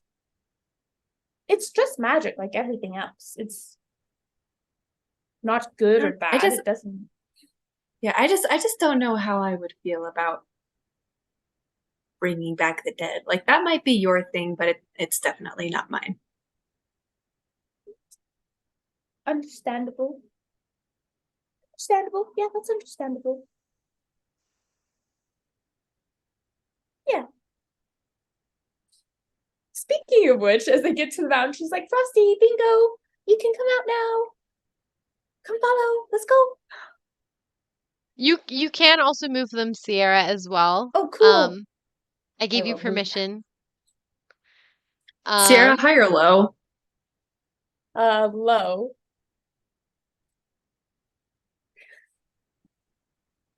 They kind of growl a little bit as they get to their feet and shamble over. You don't notice anything. Okay. Suspiciously silent. She's just That's gonna like the address. dungeon master saying everything seems fine. Fine. I know. Everything You don't seems notice any fine. traps. Mm-mm. You don't notice any traps. Fine. You feel like there's no traps here. You feel like you're safe tonight.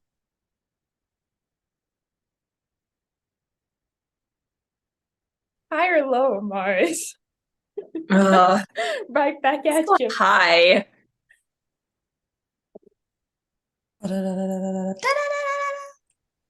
It was low. So, as Bingo and Frosty come over and she's kind of adjusting, try and hide them a bit better. She's like, follow silently as you can. Let's go. And she's gonna just turn to Amaris and start walking. It's like, Amaris, are you coming? Do you start walking too? Amaris is walking beside you. Like, she is walking beside you. And as you look over it, you can see she's very much trying not to smile or even laugh. I'm gonna just do a quick look and see if you put something on my back. There's nothing on your back, no. What are you smiling at? Nothing. Okay. Amaris, I've really been trying to give you some space about this. But I'm very anxious to bring Dane back. I've studied the hill that's there between life and death. I've personally never experienced it like you have. And would you be willing to tell me a bit about what happened with Dane? Please? Marilla's like, yes. I've been waiting for this for so long. Marilla's not when even you- here, though. Well, as a player, I've been waiting for Oh. some other player to get the information divulged to them. As you mentioned the hill, Amaris, like, the smile fades and she just kind of stiffens a bit. And she just stands there for a bit. It was cold. At the bottom of the hill there was a fence, which I can only guess is the barrier between life and death. When I had gotten down there, Dane was sitting on the fence. Like she was hesitating to cross over.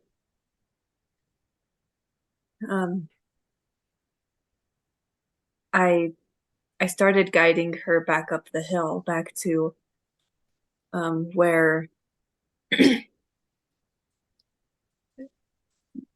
I could bring her back. But as we went further up the hill, she kept saying that something was hurting her. Like, it was painful for her as she got farther away from the fence.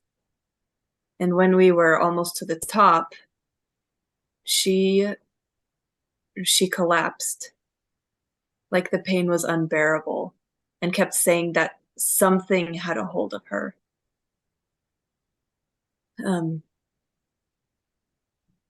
There wasn't much that I could do to figure out what it was or what it was doing to her.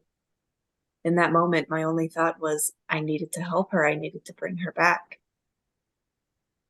And so I carried her the rest of the way, and you know the result of that. Did she say it was a creature? Did she give anything about a he or a her had her? She just said that it had her. Yeah. And you said she was in pain? Yeah. Were there any physical signs? Was there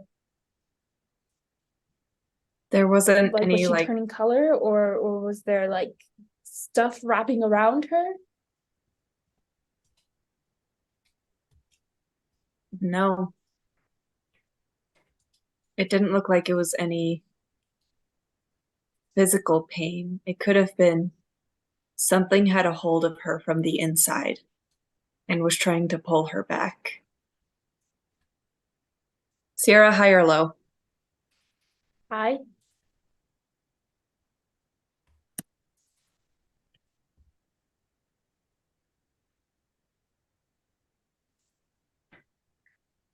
You don't notice anything.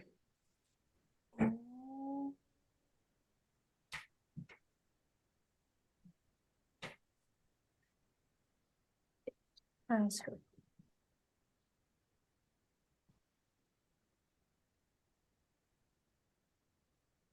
It has her.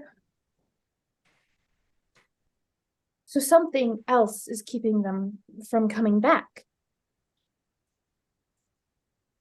Something possibly behind the fence. Against their will. That would mean against their will. Something could be has it. them against their will. Which means something has my boy.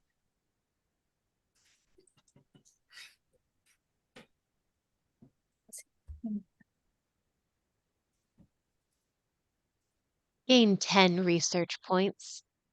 A I have so many emotions right now. Have so many research points as well. Not enough. Not nearly enough. What are you at? I'm currently at 50. Okay. But I think I needed like 150. Yeah. I believe it was 100. Just 100. Guys, I need to read more dead things. I'm just kidding. I'm just kidding. I can only get Let's so go much kill from some things. that. There's only so much I can get from doing that. So,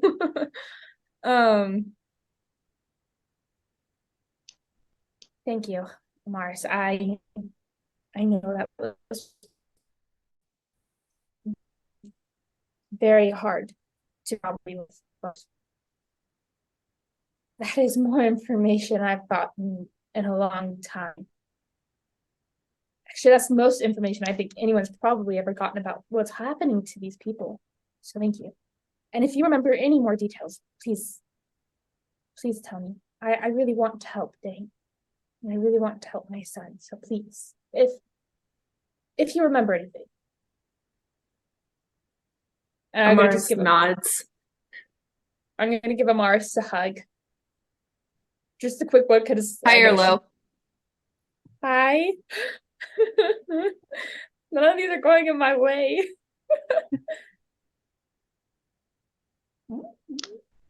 That's higher. That's high. All right, you can tell that there's definitely something else on Amaris's mind.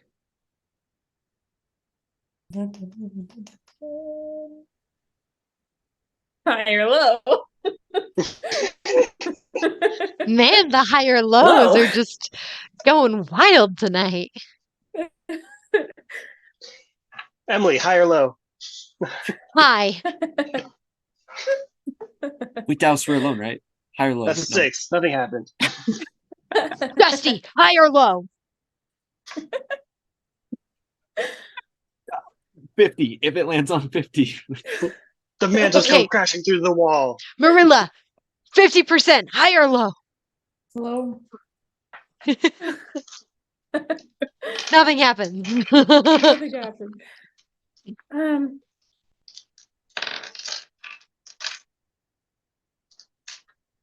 Mentally, in my mind, I tell Bingo and Frosty to walk backwards 60 feet, so they're at the edge of my range.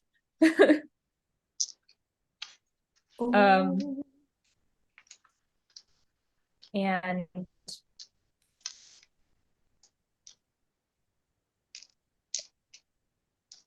Nuri's kind of like twisting her wedding ring around her finger.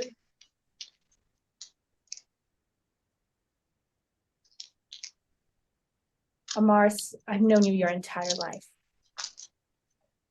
We're family. What else is on your mind? You can tell me honestly, and I will completely listen.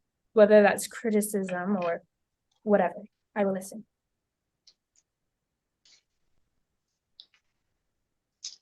Amaris is silent for quite a bit.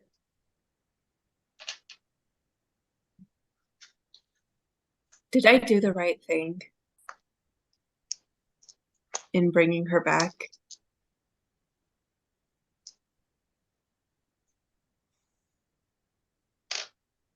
I'm gonna just grab Amaris's hand and look her right in the eyes. Yes, you did.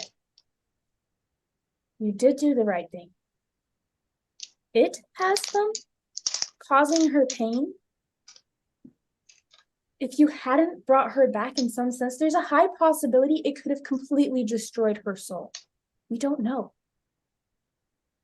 You probably could have actually saved her, though it was painful. It could have saved her from no longer existing in any sense. You made the right choice, Amaris. And I don't know what you said to her, but the fact that she started walking with you from that fence means she wanted to come back. She wanted to live. So you did the right thing. But what if she is still feeling that pain even in a coma? She may not be here with us in a way that she can talk to us, but she could probably still feel that.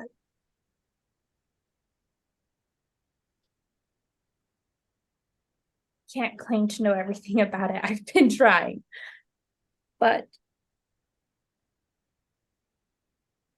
all I can say is that I hope she isn't. I hope that Ami hasn't been feeling that pain for 2 years. I'm sure he's experienced something similar.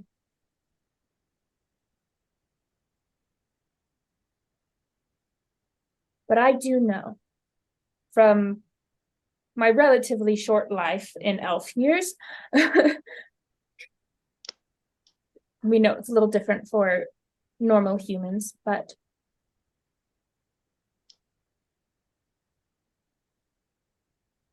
we've suffered as well. They may be suffering physically or mentally or spiritually, we don't know.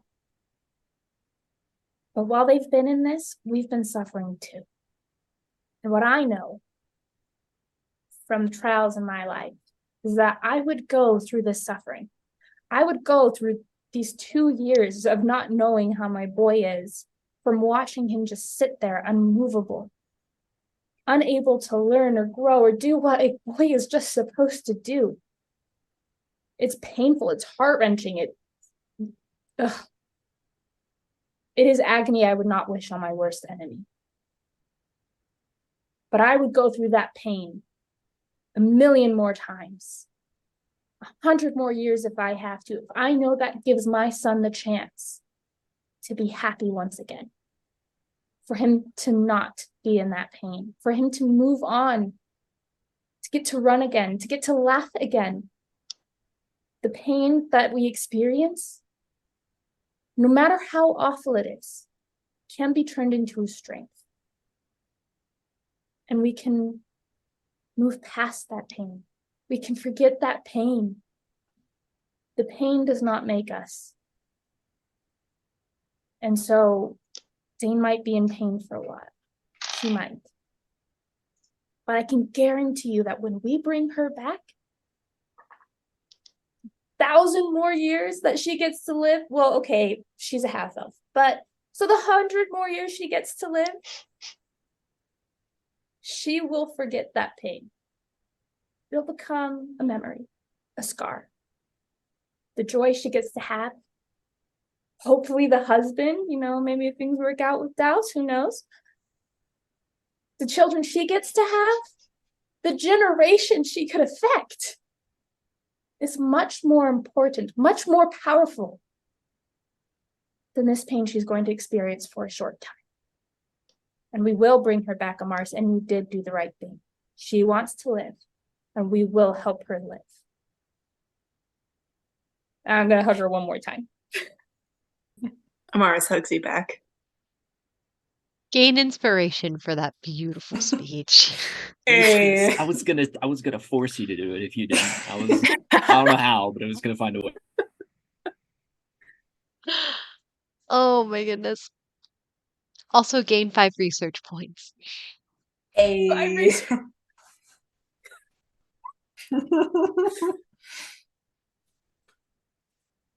She Also sifted keep in through mind- it even more. Exactly. Also keep in mind that I don't give out research points unless there's something that you're hitting that helps you to figure out the solution. Oh shoot. Shoot, I have to go back to my entire speech now to But you weren't rewatch writing this. it down?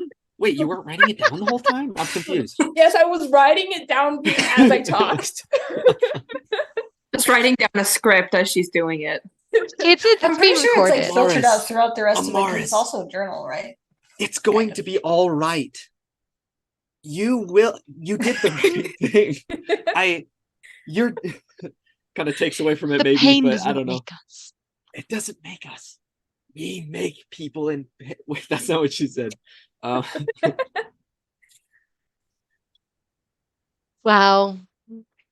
I just wanted you to know that so that you can start putting puzzle pieces together. No, I really appreciate that. I will honestly tomorrow rewatch this part of this stream. Yeah. And I'll probably take notes on it. But as I pull back from Amaris from that hug, how does she look?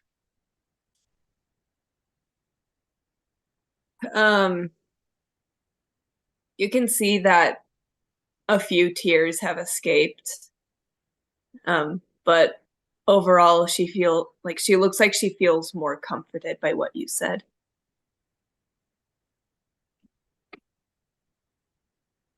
Well, she doesn't want to say anything else. Nuri will not push Amaris. But instead we'll just link arms with her. And if you look like you're ready to, she will continue walking back towards the town. Yep, she goes with you. Okay. She's gonna have Frosty and I forgot his name. It's Bingo, isn't it? Bingo. Yeah. Bingo. Frosty and Bingo. They were moved by this amazing speech. They're just standing there moaning. Oh. I just kind of imagine these two zombies just in the background just that was beautiful. God, it's not that one. I'm gonna have just Bingo and Frosty walking 60 feet behind us. So they're still within my mental range, but they're further back, giving us space. You can do that. Okay. Roxy Bird, howling is how they say amen to a beautiful speech. That's funny. Okay, I'm done. Thank Yes, you. they howl.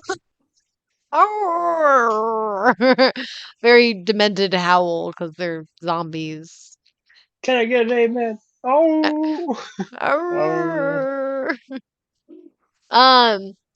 Now, as you guys are heading back, you aren't quite there yet, but we're gonna go to Merilla here real quick. Just vibing, watching the mantas. Is there anything Marilla's doing? Any thoughts?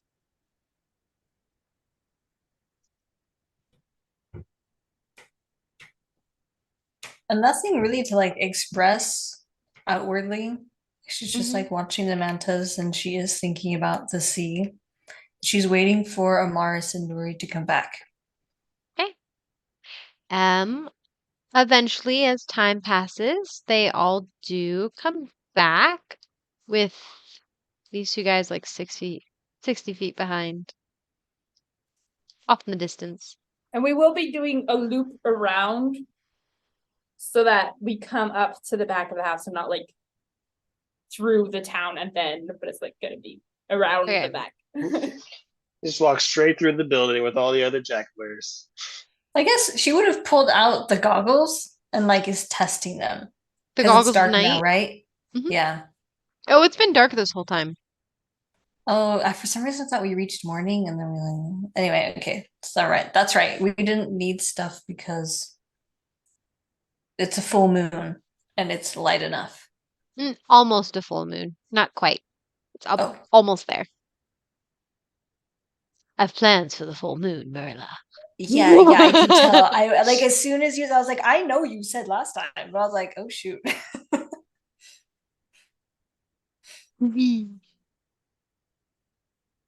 Yeah, so when she sees them, Merilla is going to approach them. High or low, Nuri? Let's go with the low. Okay, hi, Merilla is going to notice the zombies that you're bringing. No, she's not. Okay, she definitely does. They're like 60 feet behind, just so you know. Nuri, what are you doing?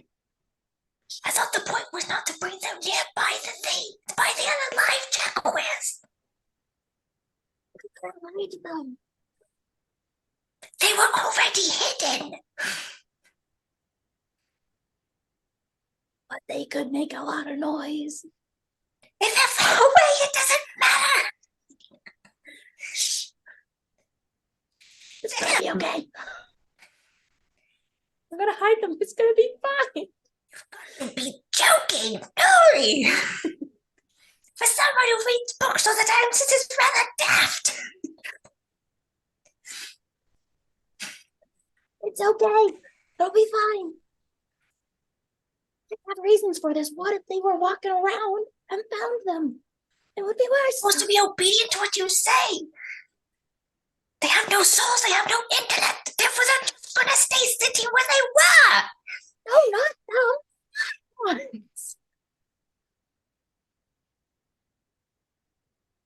Rilla thinks about that for a second.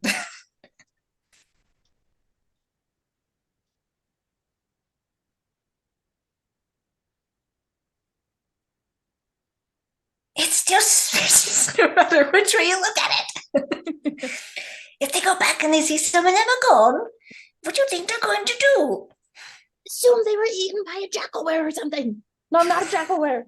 A vulture. I don't think you understand how vultures work, Nuri.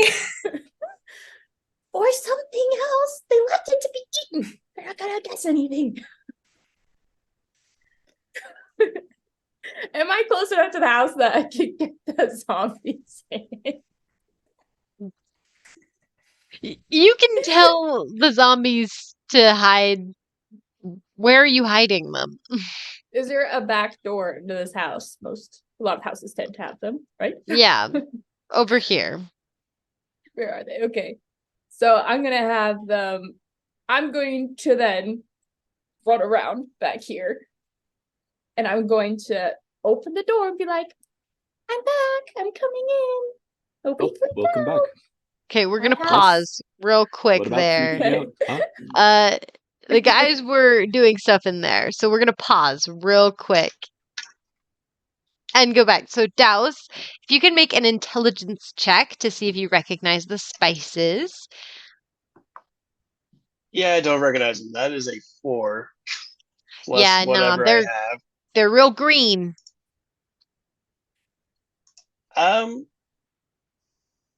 Do I see any other like? Can I find any flour or things to start making some bread? Yeah, you can find the materials to start making some bread. It is pretty late at just- night, but sure, yeah. Okay, I mean, I'm not gonna do it tonight. But he's trying to plan. He's thinking. I think I want to try experimenting with some of these spices. So he's gonna in the morning he'll make some bread with random spices in it. Okay. You can definitely do so. Is there Um, anything you guys wanted to do in the interim before Nori comes in? Merilla is just gonna give Amaris like a sort of like Like, oh, really? like you let her do this? Dusty, Douse? mm, No. I'll let Dusty go first if he has anything. Nope. Okay, you guys managed to get yourselves all situated. Yep. Douse, was there anything? He might go take a shower. Yeah, your bracelet is getting warm, so you can probably take a shower by the time that Nuri does come back, like have already been showered. Mm-hmm. Because they were gone for a while. And as he does, like, just I'm gonna take a shower. Use this water for now, but after we all get settled in, I'll give you even more because you did deserve it. Talking to his bracelet. She kind of preens herself. She goes, I do deserve it. Douse will just roll his eyes. Yeah. She goes, I know what you just did.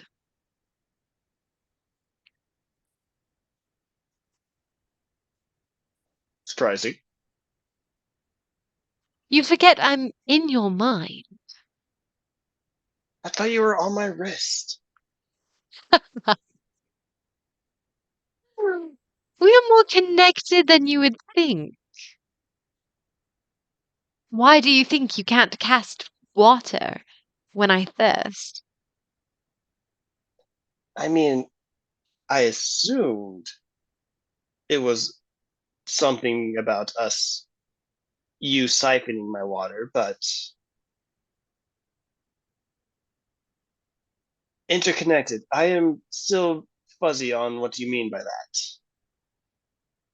Are we not two separate entities? True. But the longer I'm here, the more intertwined our destinies become. Gotcha. That does not clear anything up for me. I am so sorry. That's all right. In time, it may. In the morning, I am going to be making bread, but I have some ideas I want to run by you eventually. Okay. Just ways to improve the fighting styles and whatnot. But, yeah. See. Well, I expect a conversation soon. Very well, but right now I am tired. This is late. Understandable. And I'll get you your water before bed. she just kind of like laughs a little bit and falls back into the back of your mind. So you can enter into the house. Um, um, Back to Nuri coming into the house. I will dip for 1 second and I will be right back as Guys, Nuri I is just entering the learned house. I just learned that you can use arrow keys to move your icon. Mhm. Oh, You shoot, that's so what? sick.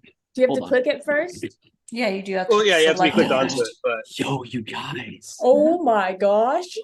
You Yep, guys. it's just like those like old games you used to play online. Maybe that was just me. We just everywhere. Yep, no, My mind yeah, is browser blown. games. I've been dragging my character everywhere. Me This is too. cool. Oh. I'm scared. No. Wait, I gotta try this now. Oh, you can do angles. Side. Click on the. Oh my god! Roxy Bird. Hey, none of you Wasn't guys part of do the powers, this. the arrow key Hey, stuff. listen. Hey, listen. We don't get out much. You know, Speak for it's yourself. just No, it's true. the arrow key spell is a powerful spell, you guys. It's like Mage Hand, but like Okay. even more magical. Real test. Guys, look, The Waz if you doesn't hold it work. down, you skirt. Look, mew, mew, mew. Hmm? Okay, mew. I don't also, know. guys, I guess side I note- assumed you used it more than me. Sorry. Yeah, what's your side note? I think I figured out the part she mentioned from the speech I gave. Oh, I yeah? think I figured it out. Let's hope I it's love not the this. pain part. No, I don't think that was the part because that was all I was saying. It could be this or it could be that or it could be this. But I had said there was a high possibility they would have been destroyed forever or something if we had not brought them back. Ooh. It could be that, or it could be the part about her wanting to come to the life. Like it could be something that maybe she didn't want to come, and that caused a recompense. Or Lore. But it had her though. Yes. That's not like, oh no, I can't They- come. That's it had her. There's something else outside of her force that grabbed her. yeah, it was me trying to throw. No, it's great. It's Other great. I'm just theories. very like, I will tear this apart and find the connections. I was Deduction. thinking, That's smart. That's smart. Okay, I was thinking hold it on. was more like when you were talking about like something is taking them and then using them. I said Maybe that.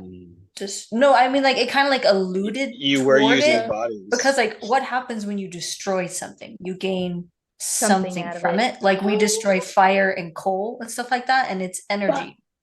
Guys, there was also the false Hydra that Mhm. the energy was being siphoned off of. Yes. Could it be the same thing? Chat. It's together Chat. toward the same thing, I bet. Let us know what you think in the What chat. does chat think? I'm looking at you, actually Roxy. curious. Chat. Everyone watch chat. Chat. Start calling them out by names. The amount of No, I know. no. Listen. Ink and cargo pants. What's your theory? Oh, wait. If they want to stay silent, they No can way. stay silent. They can stay silent. Wait, isn't ink and cargo pants teal? Yes. Yeah. That's That's Yeah. why I made the joke. Just wanted to double check. Okay, yeah, okay.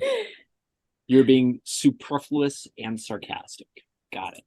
Very It's all much. Well, I was being very real. Brilliant. facetious, but also that If is a person that got called out wanted to stay silent, I didn't think it was a good idea. just stay silent. Anyways, You're right. Don't speak That's up if you pretty don't hype. want to. that's I think the Hydra and the undead are connected. It The was same killing a lot source. of things, right? It was, and the energy Well- was being siphoned. Nuri raised some undead. Did she raise the Hydra as well? I mean, I don't know. It could have been me. I could have snuck down there and I mean, done it. listen. I don't know. Memory purification spell, like anti-memory spells, are a thing in this world. Forgetting spells. Maybe she just cast it on herself, like Death Note. Guys, I You cast it on guys. myself, and I'm Wild relearning magic. everything. You guys, you guys. I'm You the in Death Note, I went mastermind, Harry and I Potter. don't even know it. No, Death something happened with Nuri. Some of her magic became wild magic, and thus she forgot some of it. Yo.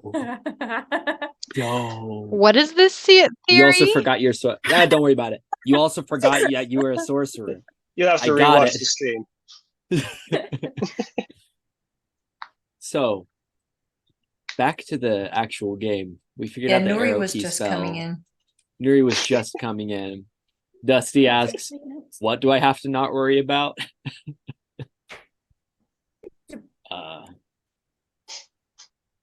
So, I brought some friends Oh. who are really I- just puppets. Oh, what? I raised some undead. Don't freak out. High or low? Hello. Oh. This is just how far does his jaw drop? To the bull. Just falls off. You said low? Low. Okay. Give me a second. You see him like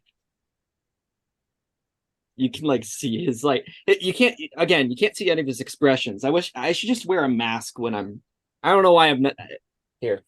Wait, hold on. Just he's got this kind of a thing going on. He's actually can't see any of it, so it's whatever. Anyway, Just put the He, paper like- over your face. yeah, just the whole thing. You see him like cock his head. He's like, I'm sorry, I might have misheard you. What? Say that again. You're still actually, and he like walks up to you. He's like, just say that again, and he like puts a hand up to where his ear is. He leans in and whispers loudly. I raised some undead. You see his like head slump down a little bit. He's like, he nods. He says, "See, here's the thing. That's what I thought you said, but I just didn't think that you would ever say that."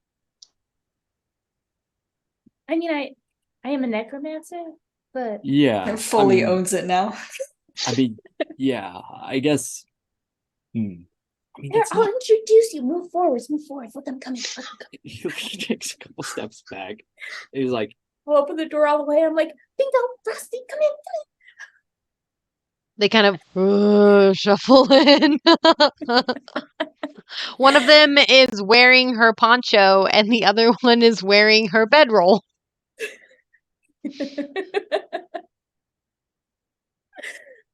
he looks at one. I'm gonna looks at close the the other. door behind them. He looks at the other. His eyes just kind of like trailed past the two of them. And he like looks at you. So, Dusty, this is Bingo, and this is Oh. Frosty. Their souls are not touched. Totally humane. I'm literally just doing what they said they would do, leave it to the desert, right? And it waste not, want not. They're just puppets. It's not hurting their souls at all. It's just the body. It's like me as a vulture, just eating it for personal survival, except I'm using them to protect us for survival. So it's basically the same. He's like completely silent the whole time you're talking. And even after you finish, he's just like completely quiet. High or low?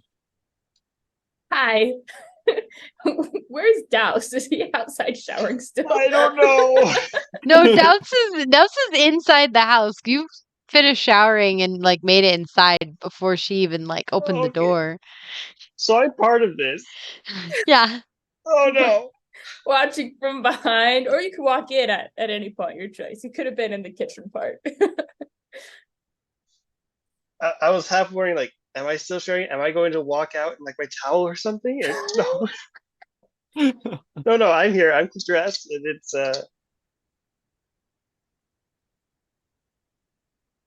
he's just going to lean onto the table, basically doing what I'm doing, like just kind of rubbing his temple, like, oh, she did not. She did not. Please tell me she didn't. I'm gonna open my eyes and they'll be gone. They're still there.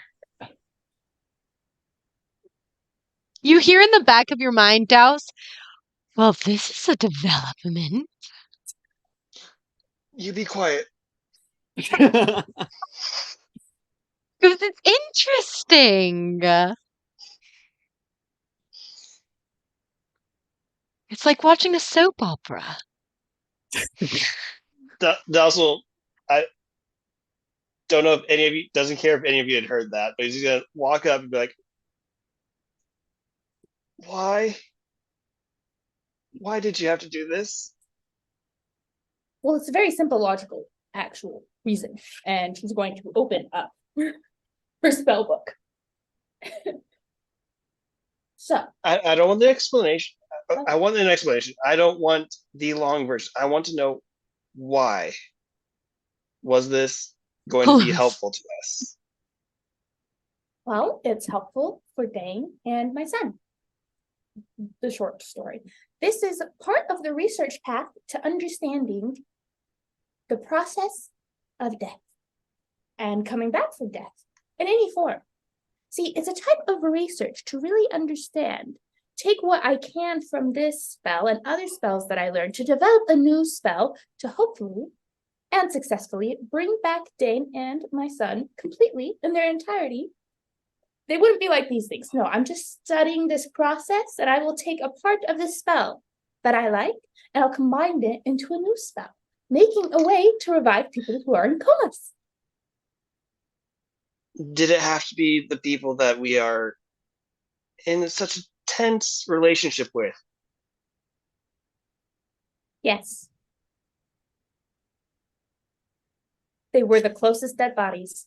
The research that is done faster, the better. Matter of fact. It's like Plague Inc., if you've ever played that app. Okay, let's assume that all that is accurate and correct and helpful. Why'd you bring them here? Well, I did leave them at the mound, but I kind of do have to retake control of them every 24 hours. And if we're going to be resting here, I'd rather have them nearby. Plus, they're great guards. And third, if the other people start walking around and they find them at the mound, that's worse than them finding some missing dead bodies. Because if they find missing ones, they'll just assume something ate them. So, this is better. So how are you going to solve the issue tomorrow morning when we meet up, and if any of them runs into these two? Well, I'll leave them in the house. We're saying goodbye. What if they to come them. into this house? I'll hide him in a closet. It'll be fine. Nuri, the issue here, I'm setting aside the moral obligations for a time later. The issue here is the timing, and you realize, I'm sorry, I can't do this. Not right now. Okay. I'm just Here going you to. go, Frosty. Come on. I'm gonna go look in some of the rooms and try and find some clothing that I can replace and put on them to try and hide them, like maybe a cloak over their face or something, Just see if there's anything. Douse will walk to the aqueduct, shove his head in, and start yelling. Conveniently putting his bracelet in at the same time. Yeah. You can do that. You just He's hear not paying attention to the bracelet at all. If it wants Just- water, he can suck up the water, but he's just yelling in the water. in the back of your mind, you just hear laughter, just straight up laughter. She's laughing at you.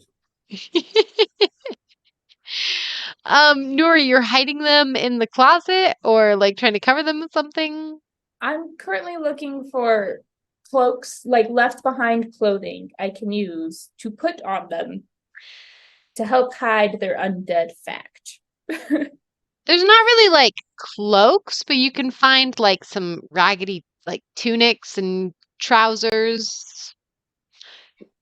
There's a dress. There's that's about it. There's like blankets.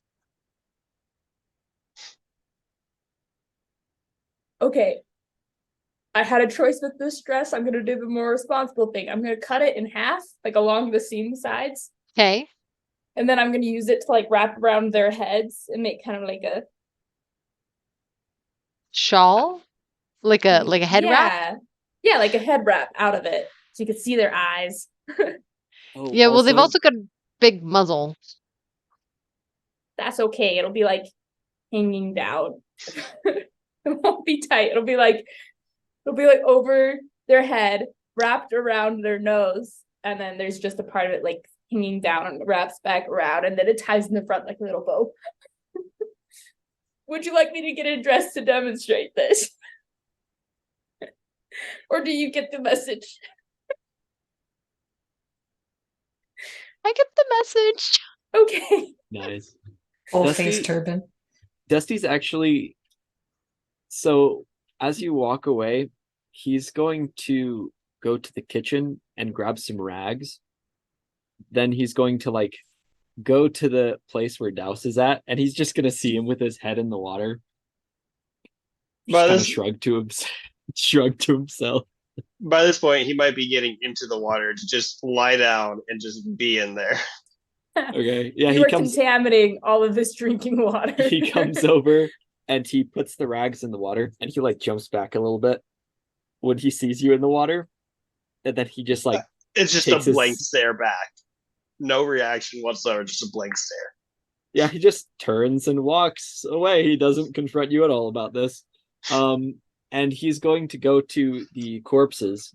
And he's actually going to start like cleaning them off, like cleaning them up to like take the blood off of them, see what he could do about like making it so the blood flow doesn't like stain whatever it's touching, and basically just all around cleaning it up.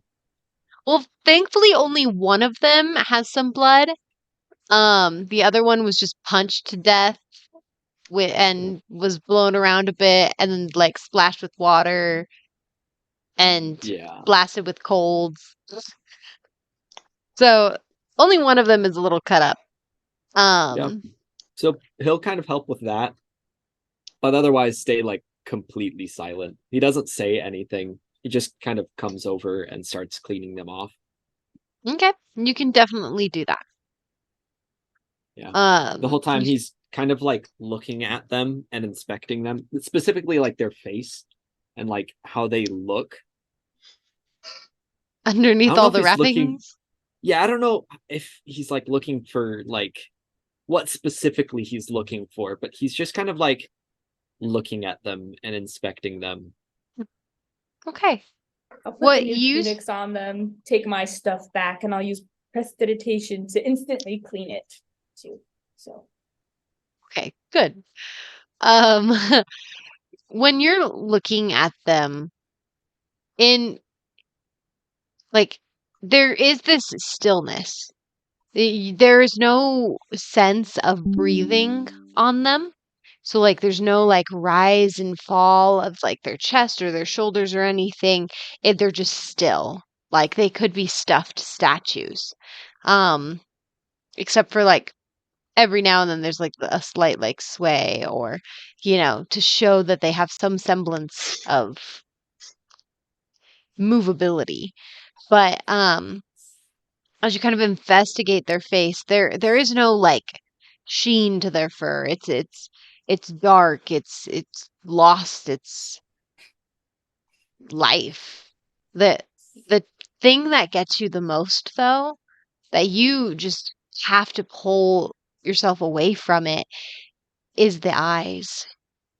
There is no life in that. Just dull, empty, no spark that brings that bit of soul, that brings that bit of a person into it. It's just an empty shell.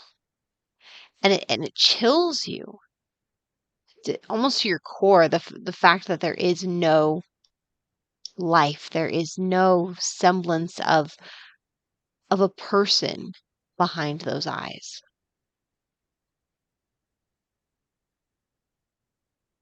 Hmm. Okay. Okay. High or low, Nuri? low. Hmm.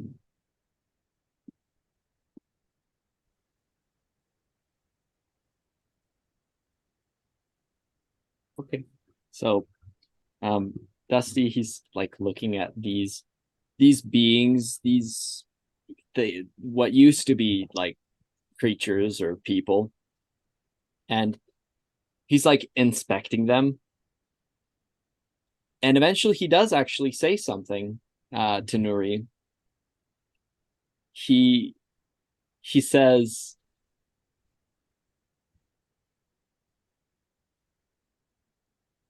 this is reanimation magic, right? Necromancy, Yes. holding them together.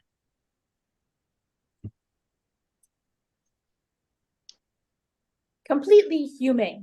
Their souls are not there. Mhm. Their souls have moved on. It's okay.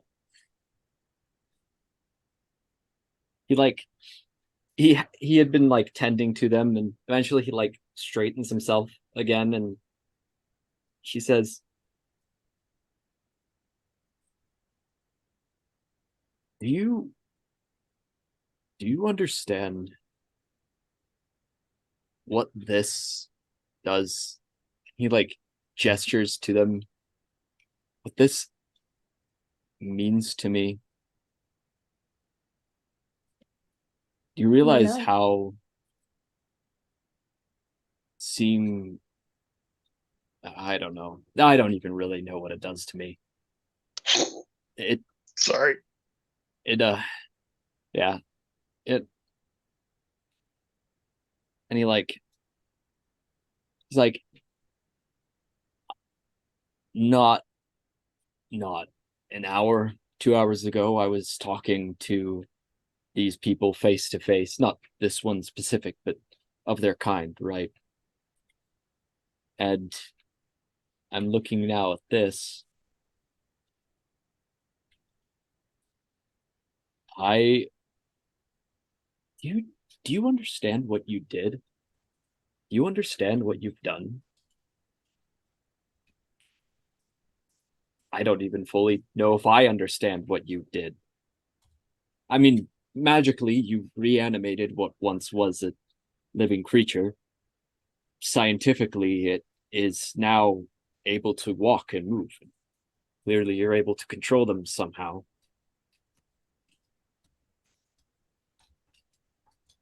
And he like looks over towards you, and he looks right in your eyes, and he says, "But do you realize what this means to me? Do you realize? Do you know how similar we are?" Do you mean how similar we are or how similar you are? And he gestures to him and the creatures you've reanimated. And How he's like, similar are you? "I don't know."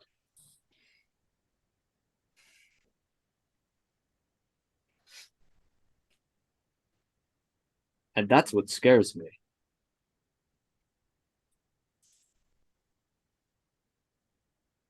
That's I'm fine with them being here, I suppose. But just treat them well, okay? I'm gonna just go over to Dusty, put my hand on his shoulder, and like, Dusty, of course I'll treat them well. But you aren't as similar to them as you think. You can, she kind of seems regretfully to say this. She's like, you can see it in the eyes. There's nothing there. But you, Dusty, you have something there. You have thoughts, feelings. You can be hurt, you can love, you can be happy, you can have joy. You are alive. You have more than just a body there. You realize this, yes? Just kind of stays silent.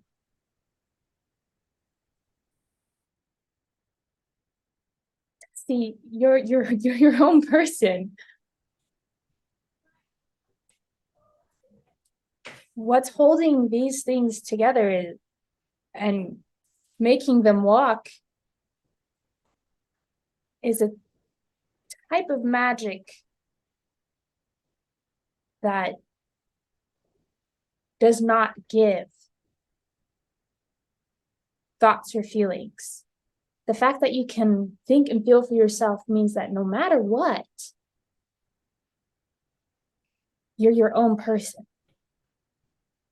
Someone might be able to cast a spell on you and to charm you into thinking something or doing something, but no matter what, they can't take that part away from you. That part, magic cannot create. Magic can create bodies to move, can create golems or whatever they are, those statues that walk around. Magic can do that. But magic cannot put or create a soul. At most, magic can coax someone to come back, provide a doorway, but it cannot place forcefully anything in. And it cannot create an intelligence.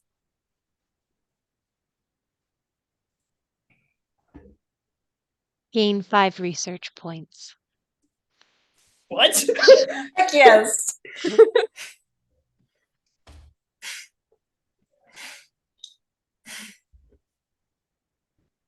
I get why. Okay, sorry.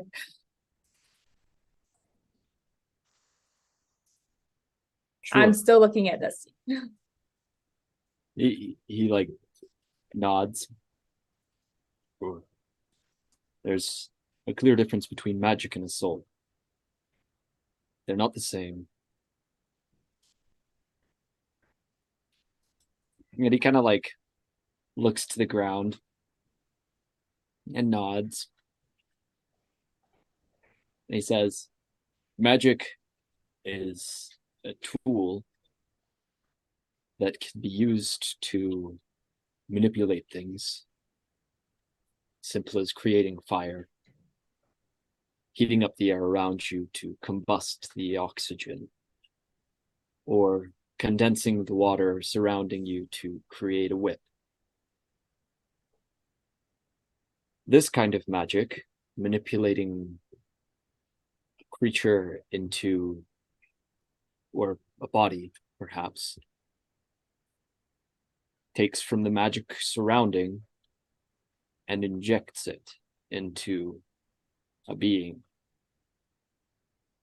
And that stimulus causes them to arise. And he nods, he says, I understand all that. And then he points and he says, how could a soul get into something like that? There's a magical creation involved, an injection of sorts, taking the magical essence. But what purpose does a soul have in there? Into a body in general or into specifically these ones? These ones. Nature creates. Nature, it judges the flow of souls. It judges the flow of these beings. From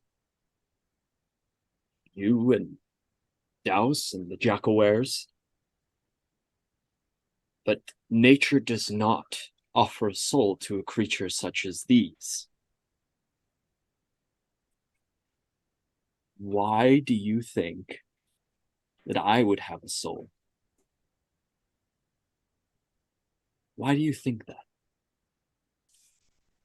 You know who I am. You've seen me. What causes you to believe that I have a soul? The fact that you're asking. You have a soul. Intelligence. He nods.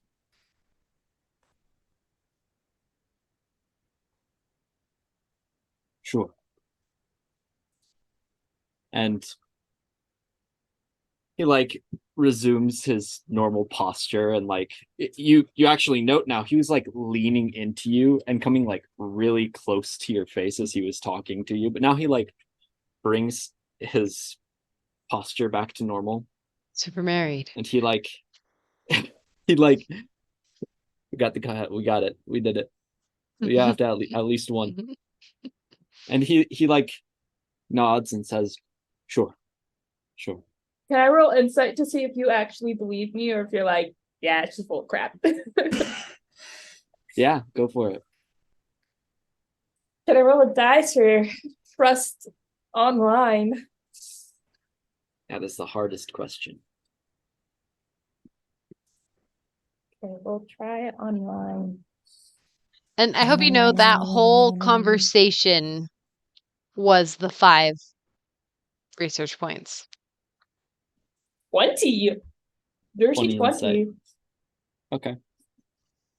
So Dusty, he seems to have a sort of frustrated look about him. The way his posture resumed to mostly normal, but he's slouching a little bit, as if he's heard some bad news. He seems to be all around just a little bit off, like something's wrong. And he nods.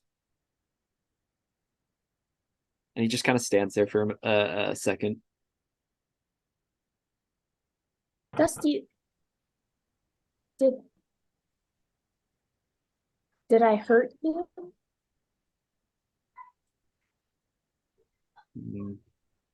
No. Are you lying to me? No.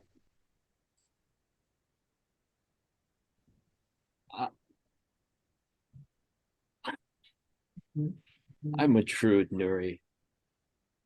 I deal with nature. Did you ever wonder why? I could have researched the scientific side of magic, perhaps even taken after my father.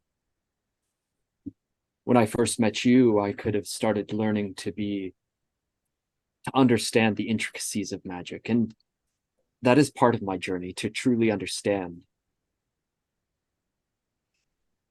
But I'm a druid because I realized that nature is the only thing that has any answers that I'm interested in. And I'm not a part of it. Why are you not a part of it? He like takes his goggles off, he sets them down, and he just looks directly at you with his piercing green eyes. And he says, I'm like them. I'm not like you. I don't know how I would have even gotten a soul.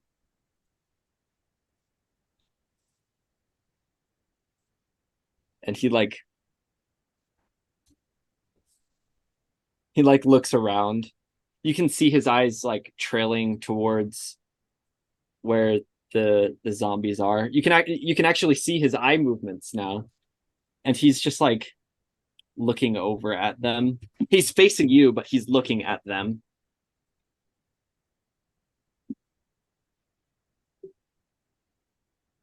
And he like closes his eyes. He just is like, I'm just hoping I'm wrong. And he had dropped his goggles and he reaches down and picks them up.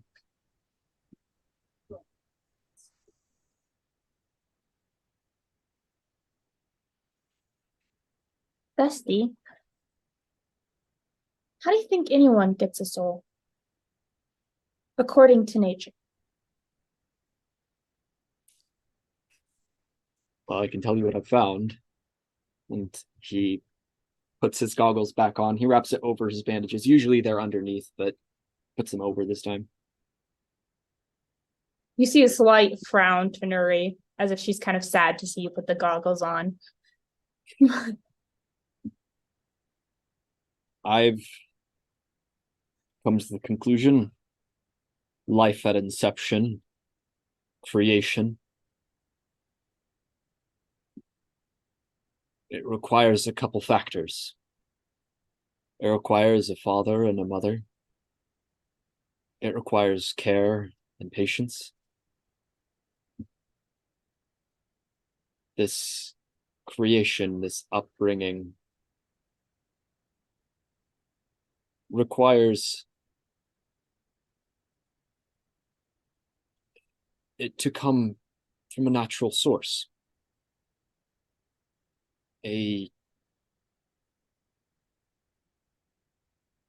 It's not falsified. There's magic in everything, Nuri. But that's not where the soul comes from. Nature approves or disapproves of a creation. It's a natural process.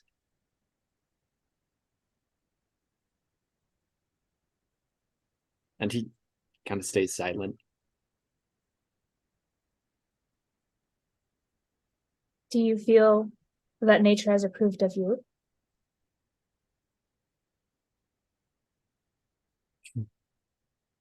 He kind of chuckles. And then goes silent again.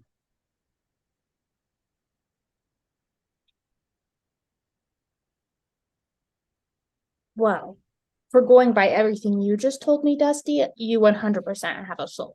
So, and nature has definitely approved of you because you're a druid.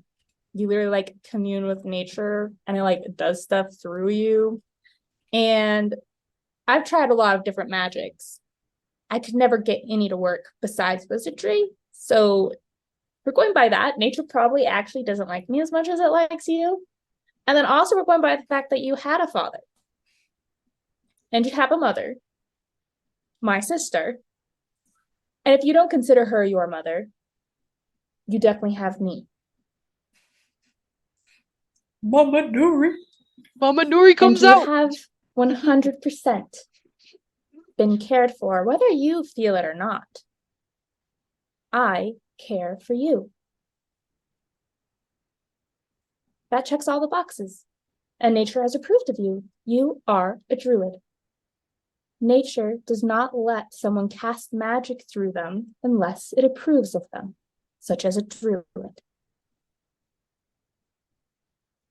Of course, you might not believe me. This is more my scientific side, checking all the boxes.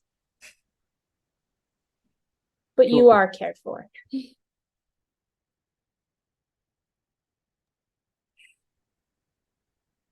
Sure. He like looks down again. Yeah. He looks up at you. He says, I still don't know. But at least I understand that you do care about me. It's why you know any of this about me.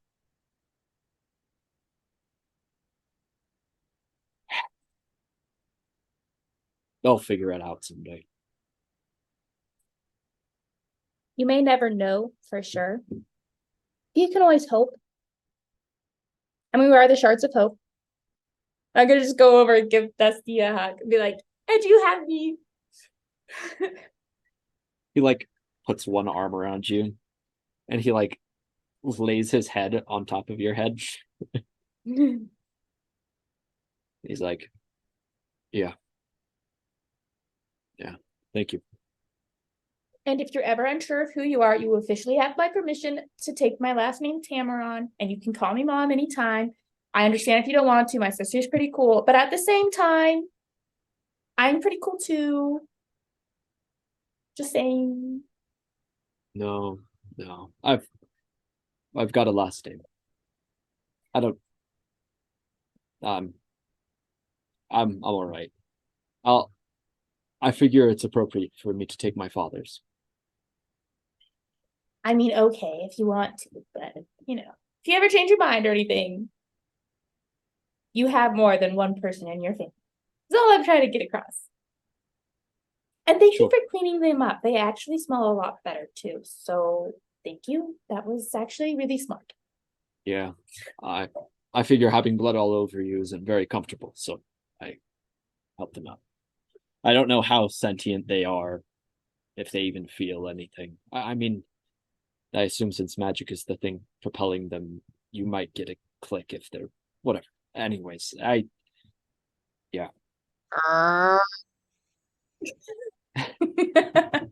as they moan off in the distance. Yep. Literally right next to you. In the distance. I'm just kidding. I will go back to making them look presentable and as humanly normal as possible, though they are undead. Yeah. Yeah. A jackal wearing a tunic and trousers. Yeah, this looks totally normal.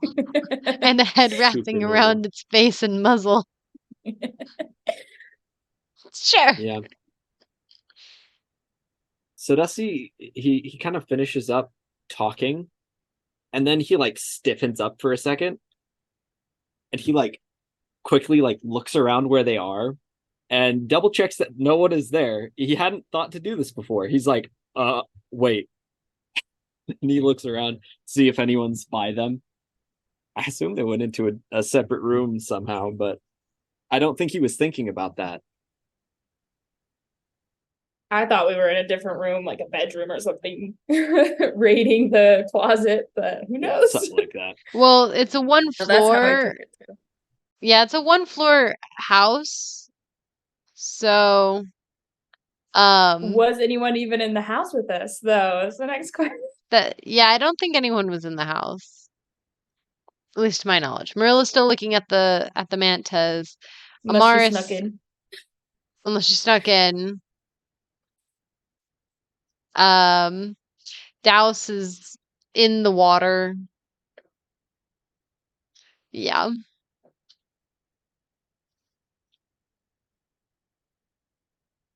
Okay. After looking around, he's like, he like shakes his head. He's like, I gotta let them know sometime. Nuri nods, and I honestly think they're very trustworthy so far. I mean, Douse is a little questionable. It's a little weird with his bracelet and water. But besides that, he's completely trusting. And that's maybe just a me thing because it's like he's holding back on why he needs the water. And it's a little bothering me, but it's probably just a me thing. So he's probably actually fully trustworthy.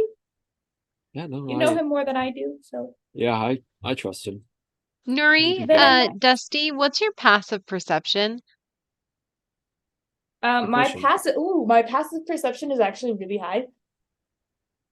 Because I have a thing that lets me add perception again. Because it's a trait. It was the observant feat I took.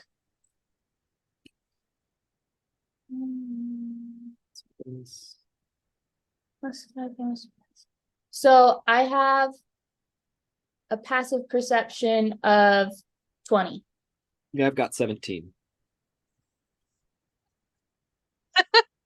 So, as you guys are talking at this point, you see the window kind of creak open, kind of quietly, and then you just see like trying to be silent but not doing super well, crawling through the window is Douse as he's like trying to crawl through the window. So what point did he hear me saying the stuff about the He hasn't heard any of it. He's just barely got there. Oh, Yeah. okay. And he's like halfway through the window. High or low, Douse? I mean, he is unaware if you guys have spotted him or not. Yeah, But I will this say is low. high or low. Low.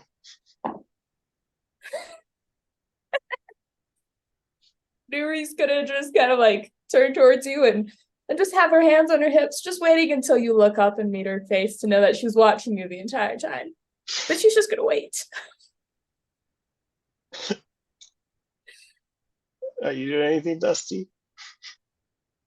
He's just kind of like looking over his shoulder towards the window you just came in from. You seem to be watching you as well. Okay. So Douse will climb through all the way through the window, kind of like look around. All right, look up, sees you both.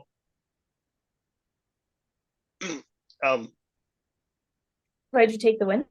Evening.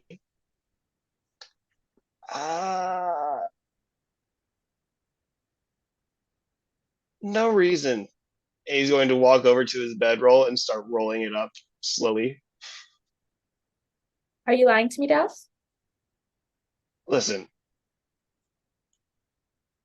I need some space right now. I'm going to go sleep in another building for the night.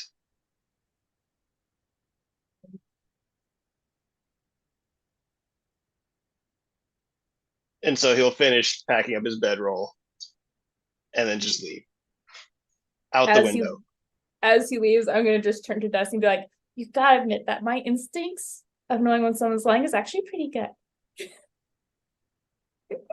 Yeah. Or they're just really bad liars. No, it's all her. It's all her.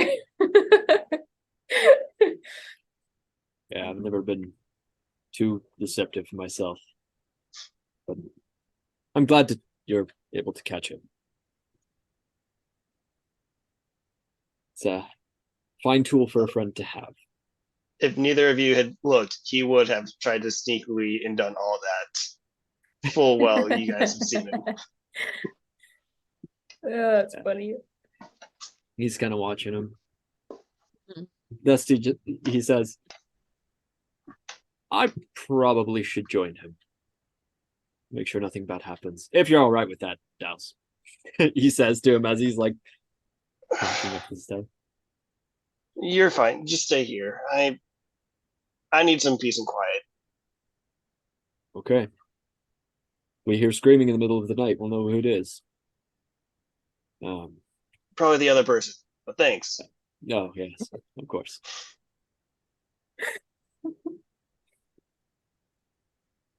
Okay. Well, Nuri's gonna get ready for the night then and set alarms and all that jazz, but she won't do anything else specifically. Just All right. We're going to turn it over to Merilla and Amaris real quick, who are the other two girls left outside.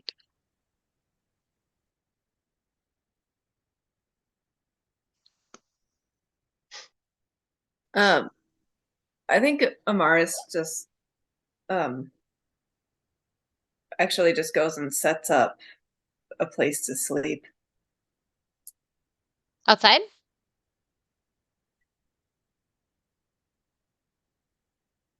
Is the place we're staying in just one room? Yeah, it's like one big one floor house. So it's like got curtains to kind of separate the rooms, but So thinking she would do it out inside. But if she's still outside, maybe she's just waiting, giving Nuri and Dusty just time to discuss. Maybe occasionally wondering, is she super married? Like, seriously, what is going on in there?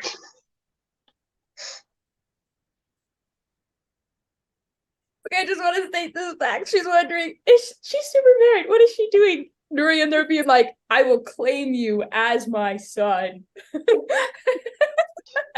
And Douse tripping over everything. There's a third wheel. so so Nuri, does your husband know that you're adopting another child? No. Like that's just what's going through Amaris's mind. She's just like, I know she's super married. I was there at the wedding, but she's spending an awful lot of time with Dusty. Not the first time Alone. it's happened either. Yeah. I mean, really, at this point, I don't know what's sketchy about it.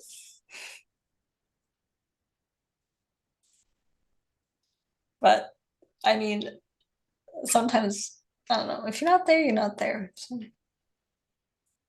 Marilla, so Amaris is sitting out over there on the barrels, and you are still gazing out over onto the mantas. Was there anything you guys wanted to do particularly? Not really, but I think at some point Amaris would look over at Merilla and just be like, you think they're done talking in there? Or whatever they're doing? Well, Mars, Dusty is a druid, and Nuri is a necromancer. They're kind of exact opposites when it comes to certain things. I mean, Dusty does understand that death has a place in the world, as it must, but I don't know.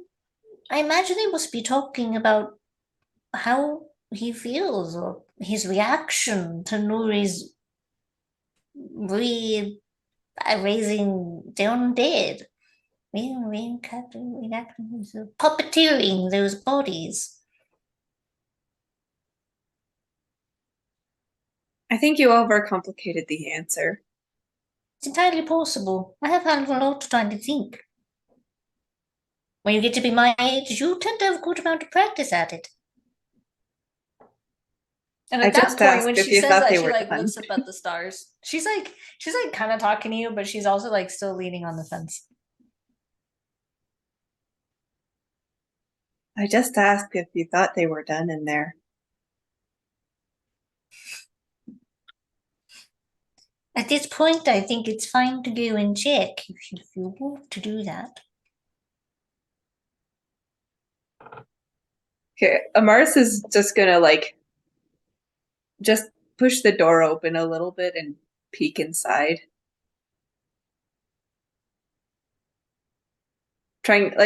she is actually trying to be sneaky about it. Hey, roll for stealth.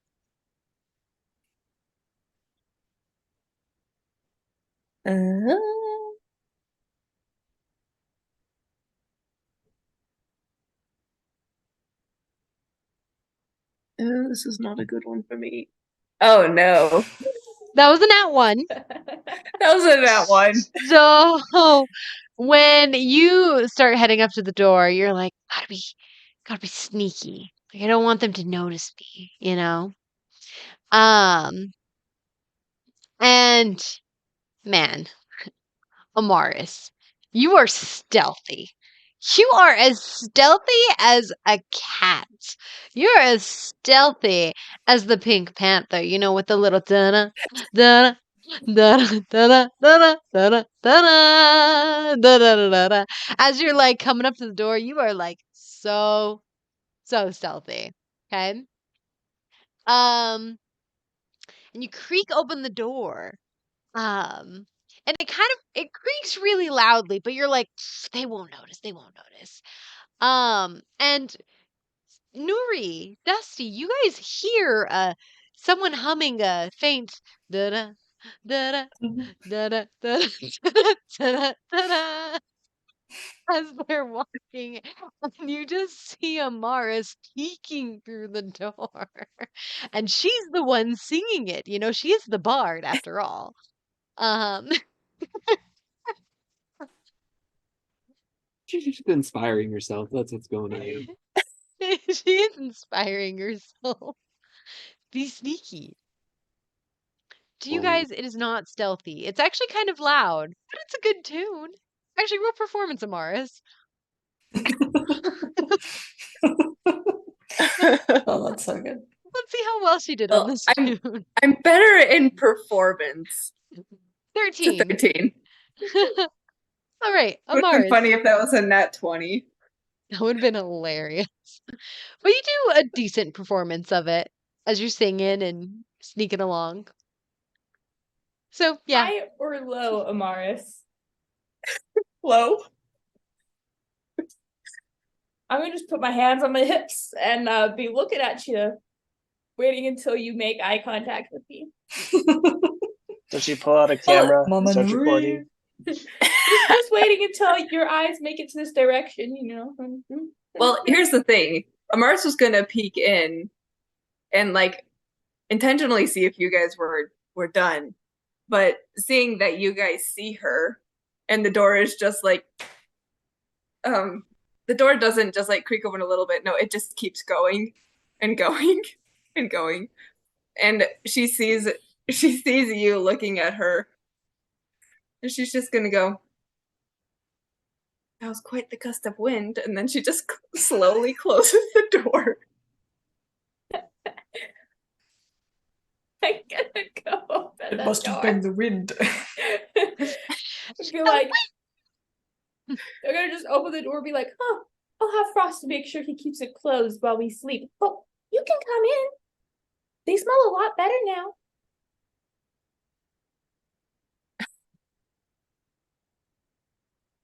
I'm gonna come on in. Our guests, they look snazzy. Come on in. So Amaris is gonna go in, and like one of the first things she sees are the reanimated dead corpses. Yeah, and the thing is that one of them, like the tunic's just a bit too small on them, and it's more of like you know how like girls will have those like crop top shirts? So it's Oh, kind of yeah. like a crop top on them. The breeches are like a pair of shorts, basically.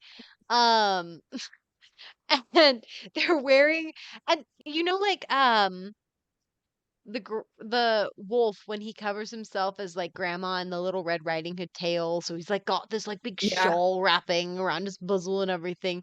Yeah, no, they kind of look like that. So they've got like it almost looks like they're wearing a crop top, shorts, some longer capri shorts, and then a grandma bonnet. Um, So they style it. Covered in Thanks, fur. Snazzy. So out loud, Amaris says, "Yeah, definitely snazzy." But in her mind, she's just thinking, "What the fetch happened here?" Then you just hear in response, "Oh." It's another groan.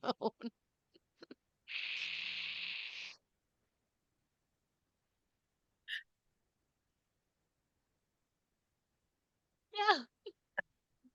Nice. I don't have anything else to say to that.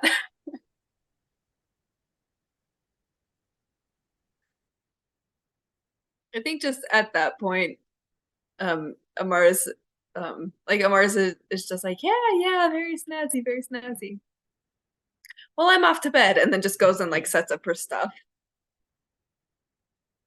When does Merilla come in?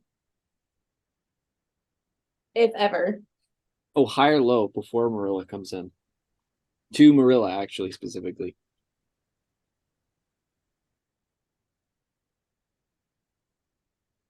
Hi. You seem so sure on that. Yeah.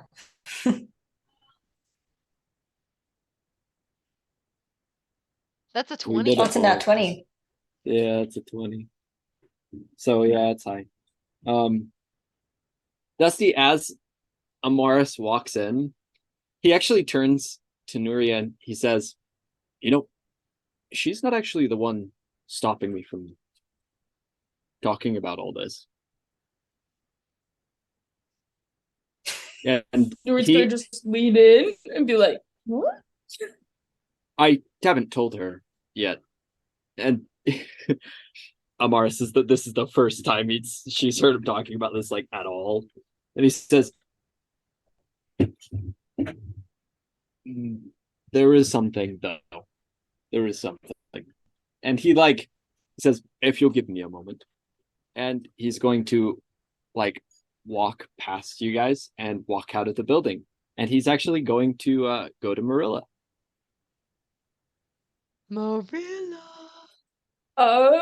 So High or low, Dusty? Just real quick. High or low? High. Or low? Hi.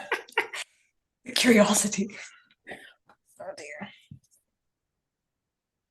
You wouldn't see this because you're walking out, but if Mars looked up, she would see that like Nuri was like, huh, and like summoned Houdini, and then was like,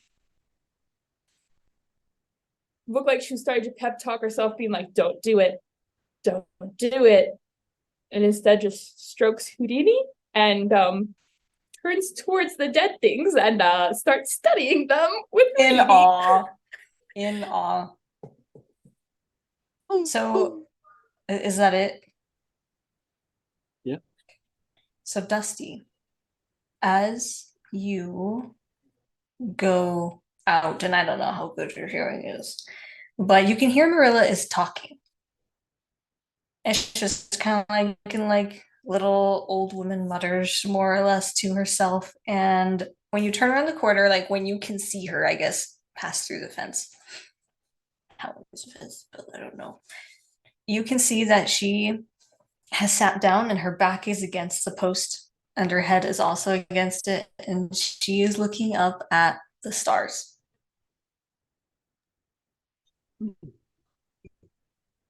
And as you get a well, high or low, Dusty? Hi. High? Okay. If it's high, she won't notice you.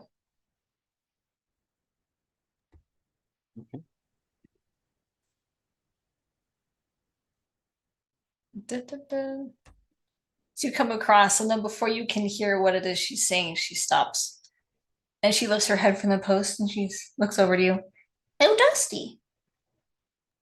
Hey. How was it undead? Kind of alive. They're doing deadly. I don't know. Kind of I assume I mean, I assume they're fine. They're undead. I don't know. True, it Uh, was a silly question. Forgive me, Dusty. I mm, was just thinking. yeah. And he comes up and he like walks up next to Merilla and actually sits down with her if she's staying sitting. Yeah, she's staying sitting.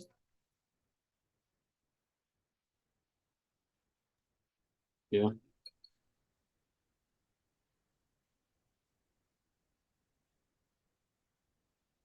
And he just kind of sits there and he's just kind of silent.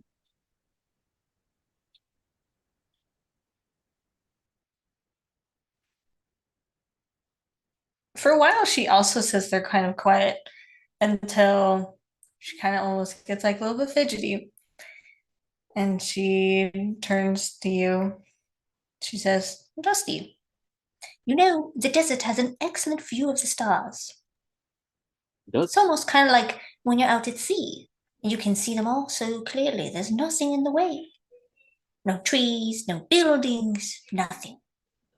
It's just all sky, like you're surrounded in it.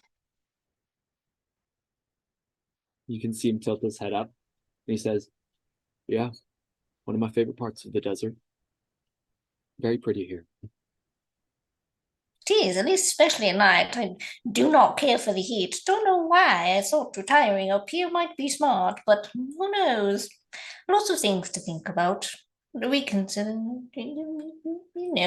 But a big difference here, though, is that there's no mast to get in the way. I mean, if you're up in the crow's nest, there's no mast technically either, but it's awfully cramped up there. Yeah. I've never been on a boat. I suppose you haven't. Well, how did you get to the water monastery then, Dusty? It's not on the water. It's underneath. Well, yes, but isn't there like a point when you start going down and you have to, you walk ways, maybe? Yeah, I mean, from what I recall, there were people who could officiate me. They gave me oxygen and I went down. Oh, Also, a very pretty place, but you can't see the stars.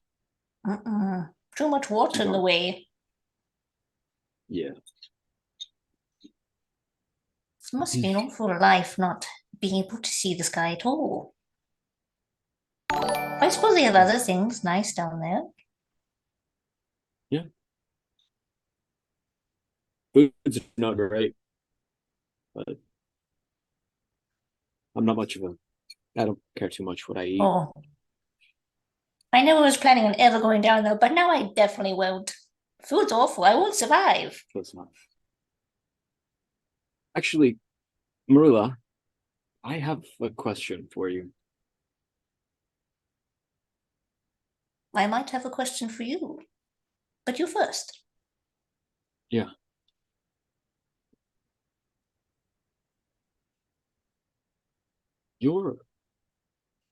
You're here in the desert with us to explore. You said you were going to retire, correct? And but you decided not to join us in our quest. Why are you here with us? Why are you here, Merilla? Oh, I still do plan on retiring eventually, perhaps. If I make it out of these things alive, I think I'd definitely have earned it afterwards, don't you think? Hmm. Perhaps I don't want to be. Perhaps I don't want to act my age. I didn't see very many old people. I guess there was that one older woman in the guild hall. I don't know how active of an adventurer she was, but Yeah. Dusty, has there ever been a place you wanted to go to?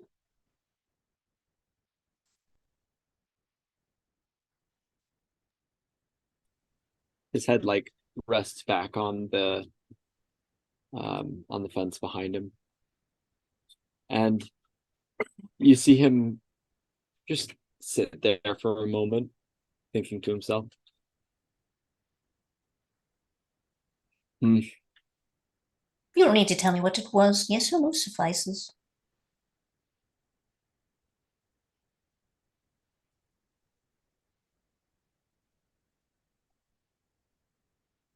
No, not really.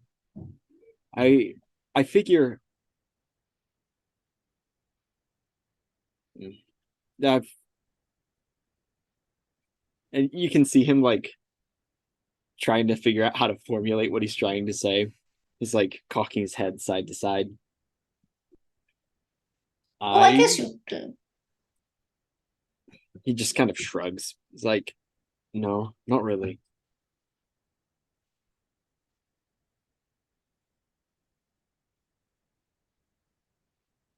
It's all right. I mean, I guess perhaps some people are born where they want to end up being. Yeah. Where they find it easily. Or it's given to them. Dusty, he just kind of like shakes his head and he says, look, I need to know something. I need to understand something about you. And he like turns towards you. He says, Merilla turns towards him. who are you? Why I are am you Merilla. here? What? I told you, What? Dusty. I Yes. am Merilla. Yes. Fisherwoman Merilla. from lower down southern seas. The Abesta Kingdom.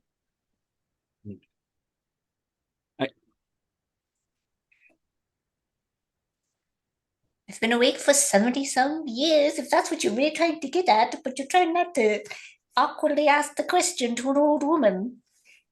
You were a fisherwoman. You were on some kind of ship, a boat. You weren't a pirate, were you? No, definitely not. You were Fisherwoman. there, Dusty, when I told Nuri the story about when I first woke up. Yes.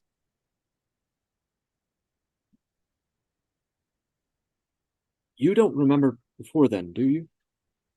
You don't remember that? No? Nothing.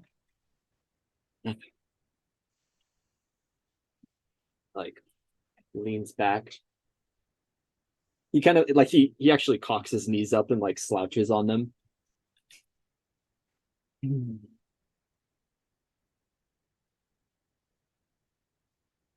don't find that terribly unsatisfying, do you? She like actually smiles, chuckles to herself as she like turns her head down to the sand. And then she looks back up to the sky. Yes, yes, Dusty. It's terribly unsatisfying. But I have my comforts. Some things we won't ever know. Sometimes acceptance is the only option.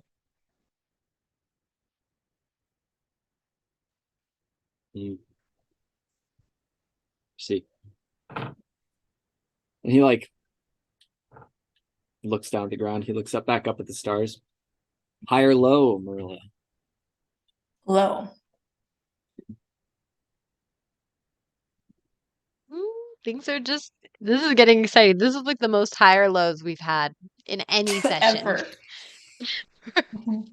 For those new, high or low is a system we created to determine a little bit of chaoticness with our roleplay. I call out high or low, and the person chooses one, and then I roll a die to see what my character will react. Generally, the one they chose is the good option, which in this case, it is the good option as I roll the 2. Okay. So it is the good option. So Dusty, he says, it's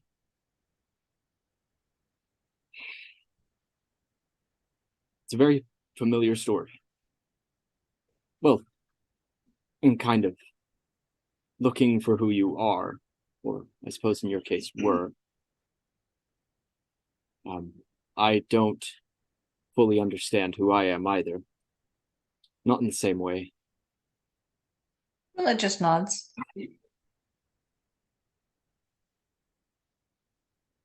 Can I share with you something?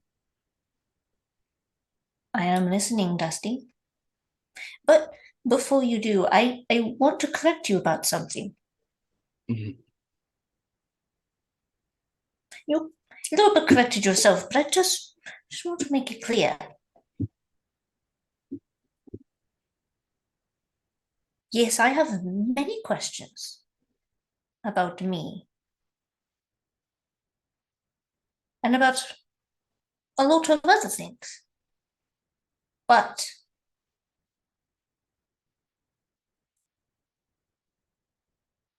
I've always known who I am.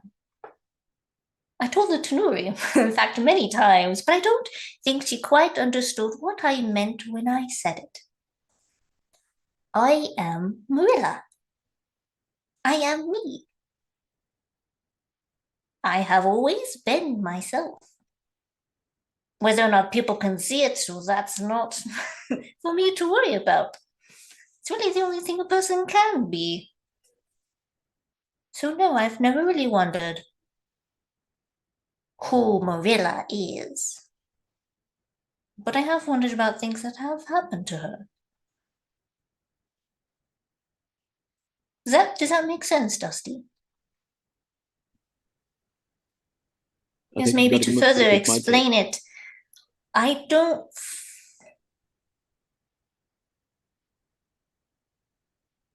I have been, although I can't remember it, and I am.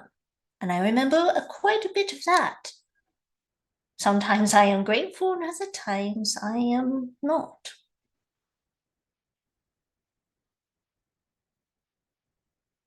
And I can't help but feel, Dusty, that I will be.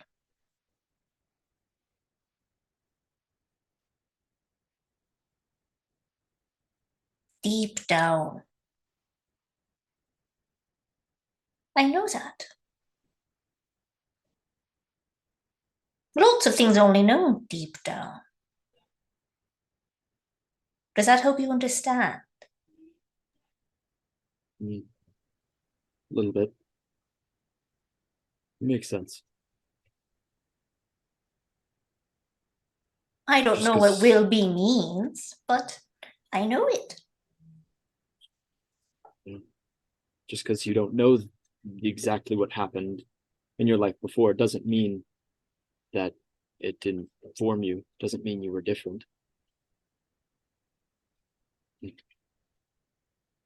He nods.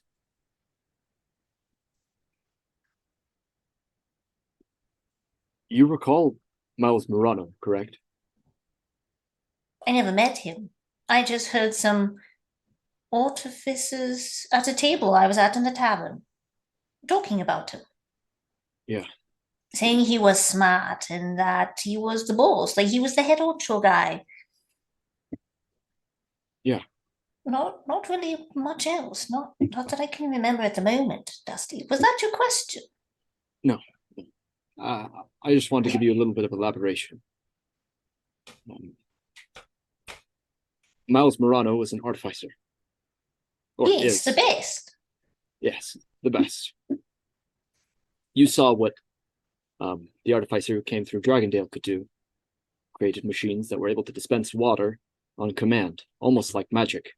Completely mechanical. Yes, I've seen them do a couple other things too.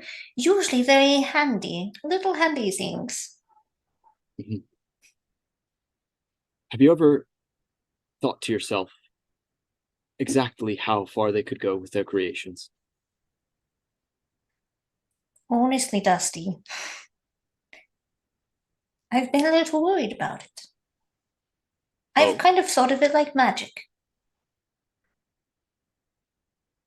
Some people use magic to do wonderful, amazing things. Create nighttime skies during the day inside on people's roofs. unicorns are magic, but also evil monsters are magic. Mhm. Now, I believe Miles Morano and all the artificers I've met are good-hearted. I don't think they would ever make anything that would be bad, hurt people. In case you're wondering now, Dusty, yes, I do actually care if people are hurt or not. Yeah. I figured you cared. I just, Oh, you just good. have I'm grateful, Dusty. whatever. It's another conversation. But I And do trust Miles Morano. If he's able to lead people to go across the continent just to give a little, basically at this point to Hamlet, an easier way of life with a shower, that takes a special kind of person, I think. a very kind person. A very kind person. Very thoughtful, at the very least. At the base, that is my opinion. I knew think him. magic is a wonderful thing. I think learning ways to make things truly better is a wonderful thing. Let's see. He kind I of like just nods. worry that other people might find those things or use knowledge, use power in ways that are awful. Yeah, it is dangerous. Magic can be used however the user sees fit. Yeah, he was a good man though. I knew him personally. I'm actually from the same place. Well, I say I Place. knew him. You met him, Dusty. Has he been up here to the desert? You've No. never really been lower down into the Versailles dynasty, right? No, I have. I have. You've been in the Versailles dynasty? Yeah. Well, Avalon Kingdom. Avalon. It's Avalon. Okay, that's like way down. Yeah. Well, Avalon. I say I knew him. That's not quite accurate. I knew him a little bit more than that. He's my father. He's your what? He's Yeah. your father, Dusty. Yeah. Well, that's cool. Who's your mother? That's How do we another trinkets do, funny Dusty? story. Yeah, I guess Nuri's technically my aunt. Her sister is my You mother. Well, wonder. okay. So it's a little bit more complicated than that, but I'm not. Gosh, that explains so much. She's basically a mother to you, you know. Yeah, she is. Yeah, Real blood she's a and lot, yeah. relative. Well, okay, not I think you necessarily. better tell Amaris that. It might clear up Yeah, some things for I her. probably should let her know sometime. Yeah, probably should. I figure I'll let her know once I'm finished here explaining things to you. I'm not. Okay, look. So Sorry, interrupted. no, it's all right. It's all right. And he just kind of like waves his hands in the air and he's like, yeah. So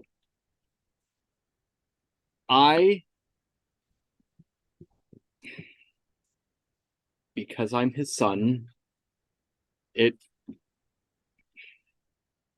don't know. Is that why you like to be is safe in the desert? yeah. It's well, okay. Are It you has a also lot. super smart like It has a you? lot to do with the and he's like you can tell he's like super not comfortable right now. He's like, listen, I'm sorry, Dusty. Sometimes I get like Nuri and I'm so curious. no, you're right. It's just I don't talk to people about this very often. The only other person who knows this is Nuri. Oh. But there's a little more to it than that. I'm not just his son. I am his masterpiece, his greatest Ooh. work, his magnum opus. I'm, and he like tilts his head to the side. He says, "Here, I'll just show you." Then he reaches his hands up behind his head. And Merilla says this as you're doing what you're doing. Dusty. He starts like unwrapping the bandages on the back of his head. First, the goggles come off, What's a and ghost? he takes his goggles and he opens his eyes to look at you.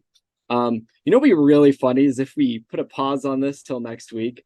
How would that feel? Don't you dare. Wouldn't that be awful? Wouldn't that be awful? I think that'd be pretty funny, guys. It would be pretty funny. Guys, I mean, we could. Okay, so he takes his goggles off. Roxy Bird is saying, don't pause this. No. We listen to chat, I guess.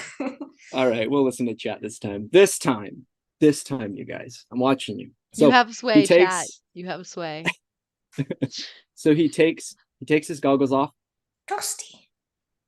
and he opens his eyes. Dusty. And as he does, he like lifts his head up to look at you. And staring back at you are a pair of pure green, crystalline eyes.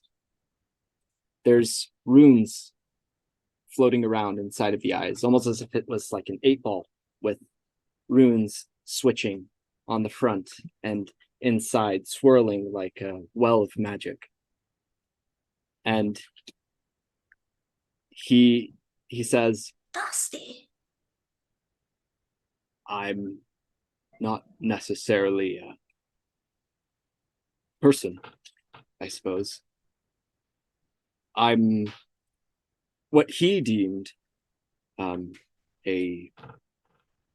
well, he always called me Buddy. That's my name. Buddy. But But Dusty's you're fine. Dusty. Yeah. It's a long story. And then he What does it look like around his eyes? Like, Well, are his that's eyes in when- the shape of eyes, like our eyes, or are they like? they're more like, think of like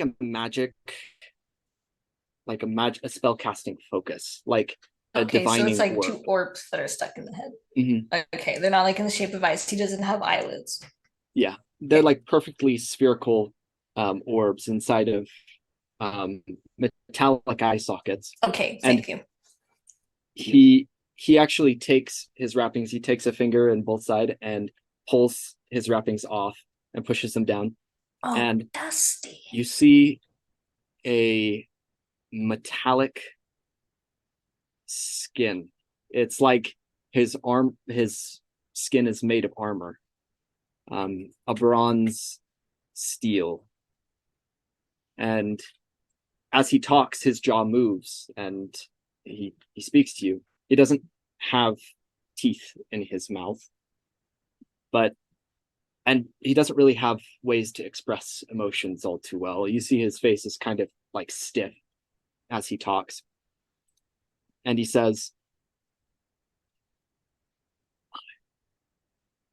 I'm a very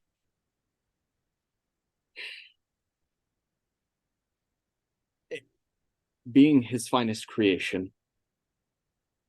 She nods. I am a bit of a liability, might be a good word. No. If people found what I was, a being made of magic, they would want to research and study what I am, how I work, which could be dangerous, perhaps for me and perhaps for all of you.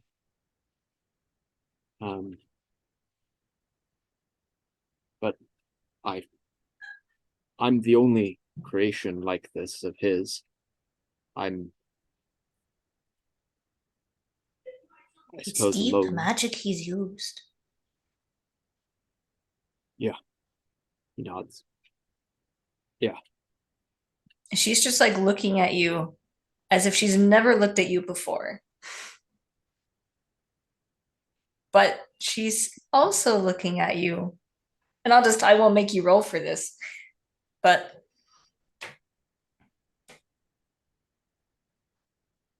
she's not looking at you as if she doesn't know who you are.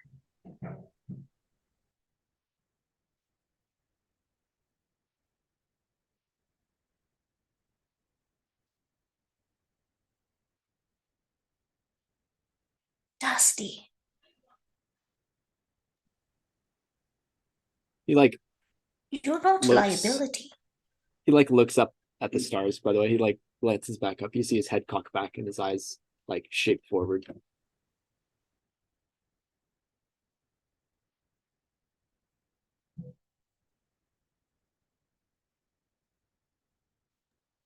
And he mostly stays silent to your comment. He just looks up. And on that note, we will conclude tonight's session and pick up again next week. Under the stars. Shoot. Ooh, Next Friday at 6:30. Come join for our next session. Hey, yo. exactly.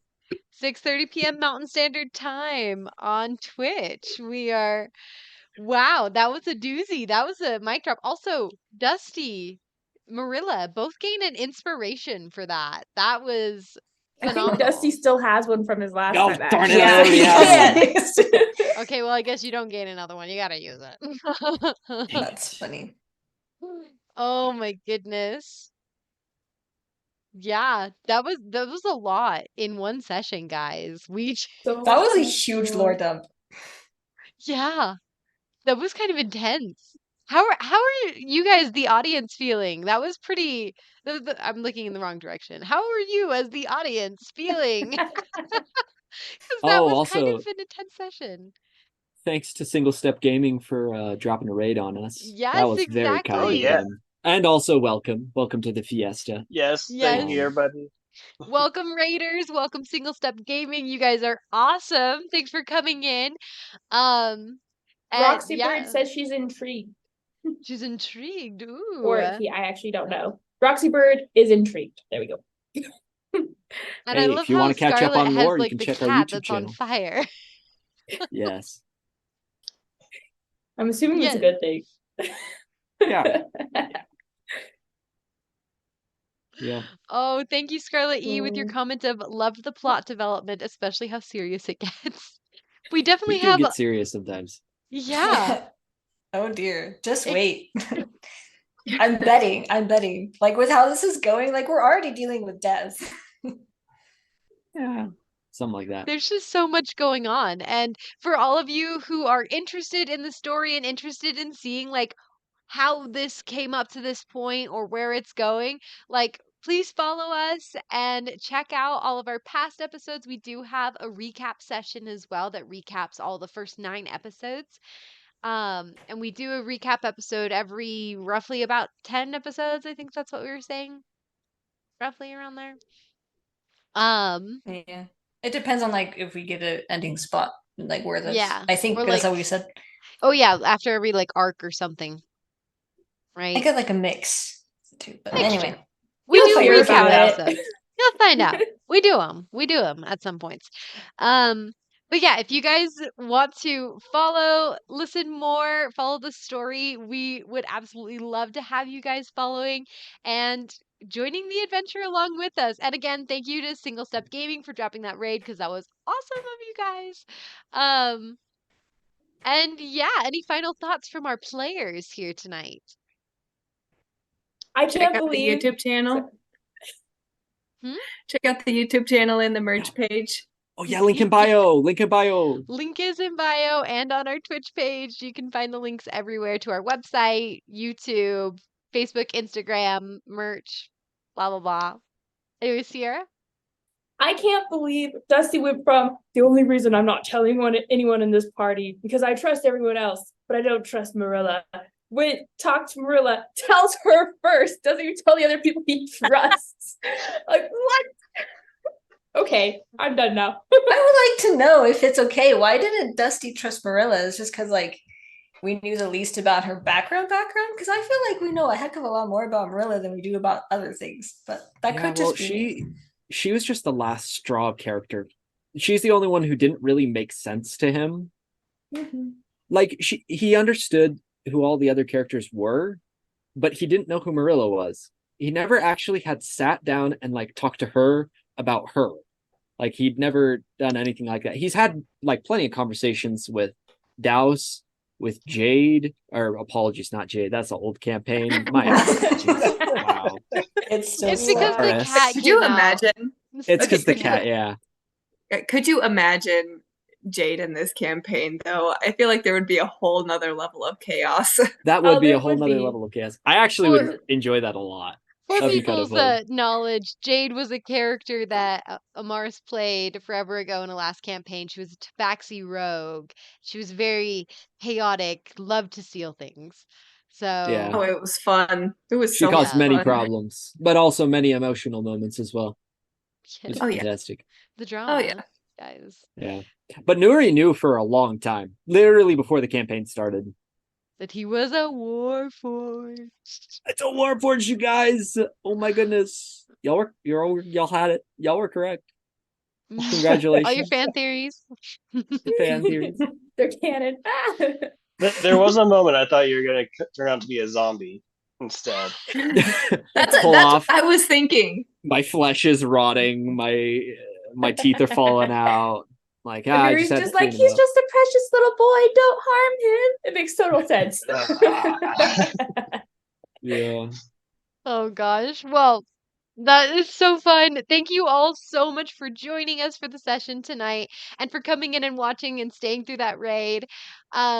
Honestly, we are so grateful for all of you newcomers and for all of you that have been participating with the adventure from the very beginning and throughout. We are so grateful for you guys to be here. We wouldn't do this without you guys.